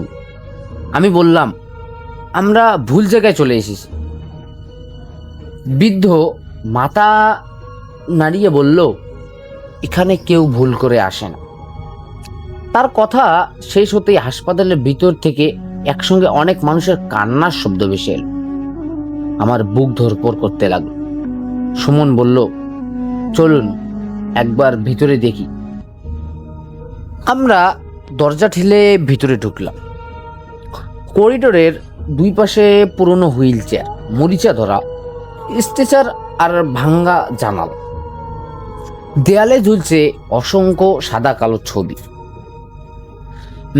হঠাৎ একটি ছবির সামনে গিয়ে আমি থেমে গেলাম। ছবিতে একটি অ্যাম্বুলেন্স দল দাঁড়িয়ে আছে। ড্রাইভারকে দেখে আমার শরীর অবশ হয়ে গেল। লোকটি দেখতে হুবহু আমার মতো, একই মুখ, একই পোশাক, শুধু ছবির নিচে লেখা রাশেদ আহমেদ, মৃত্যুবরণ 17ই আগস্ট 1998। আমার হাত থেকে টর্চটি পড়ে গেল। আমি তো এখনো বেঁচে আছি। তাহলে 1998 সালে মারা যাওয়া এই লোকটি কে? ঠিক তখনই করিডোরের শেষ প্রান্তে একটি দরজা ধীরে ধীরে খুলে গেল। সেখানে সাদা কোট পরা একজন ডাক্তার দাঁড়িয়ে। তিনি শান্তভাবে বললেন, রাশেদ, অবশেষে তুমি ফিরে এলে। আমি অবাক হয়ে বললাম, আপনি আমাকে চিনেন? ডাক্তারের ঠোঁটে রহস্যময় হাসি এক ফুটে উঠল। তুমি প্রতিবারেই এই প্রশ্নই করো, আর প্রতিবারেই সব ভুলে যাও। তার কথার অর্থ বোঝার আগেই হাসপাতালের সব আলো একসঙ্গে নিভে গেল। চারদিকে শুধু অন্ধকার, আর সেই অন্ধকারের ভিতর থেকে শত শত পায়ের শব্দ আমাদের দিকেই এগিয়ে আসতেছিল। আমি তখনই কাপা হাতে টর্চ জ্বালালাম। টর্চের ক্ষীণ আলোয় দেখা গেল করিডোরের দুই পাশে দাঁড়িয়ে আছে অসংখ্য মানুষ। সাদা হাসপাতালের পোশাক পরা, মাথা নিচু, কেউ নড়াচড়া করছে না। আমি সুমনের দিকে তাকিয়ে ফিসফিস করে বললাম, চোখ নিচু করে হাঁটো, ওদের দিকে তাকিও না। আমরা ধীরে ধীরে সামনে এগোতে লাগলাম। হঠাৎ একজন বৃদ্ধ রোগী মাথা তুলে আমাদের দিকেই তাকালো, তারপর আরেকজন, তারপর আরও কয়েকজন। মুহূর্তের মধ্যে করিডোরে দাঁড়িয়ে থাকা শত শত রোগী একসঙ্গে আমাদের দিকেই তাকিয়ে রইল। তাদের চোখ দুটি সম্পূর্ণ কালো, এরপর সবাই একসঙ্গে কথা বলতে শুরু করলো, ফিরে যাও ফিরে যাও। শব্দটা এত জোরে প্রতিধ্বনিত হতে লাগলো যে মনে হচ্ছিল পুরো হাসপাতাল কেঁপে উঠছে। ঠিক তখনই সেই ডাক্তার আবার সামনে এসে দাঁড়ালেন। তার মুখে শান্ত এক হাসি। তিনি বললেন, ওদের কথা শোনো না, ওরা এখান থেকে বের হতে পারেনি। আমি চিৎকার করে বললাম, এটা কি জায়গা? ডাক্তার দীর্ঘশ্বাস ফেললেন। 1998 সালের এক ঝড়ের রাতে একটি অ্যাম্বুলেন্স এই হাসপাতালে আসে। তখন বিদ্যুৎ ছিল না, অক্সিজেনও ছিল না, চিকিৎসা ছিল না। সেই রাতে অনেক রোগী মারা যায়। তিনি থামলেন, তারপর আমার চোখের দিকে তাকিয়ে বললেন, সেই অ্যাম্বুলেন্সের চালক ছেলে তুমি। আমার বুকের ভিতর যেন বিস্ফোরণ হলো। অসম্ভব, আমি তো তখন জন্মাইনি। ডাক্তার হেসে বললেন, তুমি যা মনে রেখেছো সবই সত্য নয়। হঠাৎ হাসপাতালের দেয়াল কাঁপতে শুরু করলো। পুরনো প্লাস্টার খসে পড়ছে, দূরে কোথাও শিশুরা কাঁদছে। তারপর সেই কান্না ধীরে ধীরে হাসিতে বদলে গেল। সুমন ভয়ে আমার হাত চেপে ধরল। রাশেদ ভাই, পিছনে তাকান। আমি ধীরে ধীরে পিছনে তাকালাম। করিডোরের শেষে দাঁড়িয়ে আছে সেই আহত লোকটি, যাকে আমরা বন থেকে তুলেছিলাম। কিন্তু এবার সে একা নয়, তার পিছনে আরো 10-12 জন মানুষ দাঁড়িয়ে আছে, সবাই রক্তমাখা। সবাই ধীরে ধীরে আমাদের দিকেই হাঁটছে, 1 পা 2 পা 3 পা। আমরা ঠিক তার পরপরই দৌড় দিলাম। করিডোর পেরিয়ে একটি অপারেশন থিয়েটারে ঢুকে দরজা বন্ধ করে দিলাম। ঘরের ভিতরে অদ্ভুত কেমন জানি গন্ধ, পুরনো অস্ত্রোপচারের যন্ত্রপাতি ছড়িয়ে আছে। এক কোণে ধুলো পড়া একটি ভিডিও ক্যামেরা, তার পাশেই একটি ক্যাসেট। সুমন কাঁপতে কাঁপতে ক্যামেরাটি চালু করল। স্ক্রিনে ঝাপটা ছবি ভেসে উঠল। একটি অ্যাম্বুলেন্স হাসপাতালের সামনে এসে থেমেছে। 2 জন মানুষ রোগী নামাচ্ছে। আমি অবাক হয়ে স্ক্রিনের দিকেই তাকিয়ে রইলাম। অ্যাম্বুলেন্সের চালকের মুখ পরিষ্কার দেখা যাচ্ছে, সেটি আমি, ঠিক আমার মতোই, একই মুখ, একই কণ্ঠ। ভিডিওতে সে ক্যামেরার দিকে তাকিয়ে বলল, যদি কেউ এই রেকর্ডিং দেখে থাকো তাহলে কখনো এই হাসপাতালের ভিতরে এসো না। আমরা ভুল করেছি, এখানে যারা আসে তারা আর ফিরে যায় না। ভিডিওটি তখনই হঠাৎ বন্ধ হয়ে গেল। তারপর অপারেশন থিয়েটারের দরজা প্রচণ্ড জোরে আঘাত পড়ল। দরজার উপাস থেকে শত শত মানুষের কণ্ঠ একসঙ্গে ভেসে এলো, দরজা খোলো। আমাদের সঙ্গে সঙ্গে এবার তোমাদের পালা। আমি বুঝতে পারলাম এই হাসপাতাল থেকে বাঁচতে হলে শুধু দৌড়ে পালালেই হবে না, এই জায়গায় কিছু পুরনো রহস্য ভাঙতে হবে। আর সেই রহস্য চাবিকাঠি লুকিয়ে আছে হাসপাতালের বেসমেন্ট, যেখানে কেউ কখনো জীবিত ফিরে আসতে পারে। ধন্যবাদ রাসেল ভাই, আজকের ঘটনাটি এ পর্যন্তই।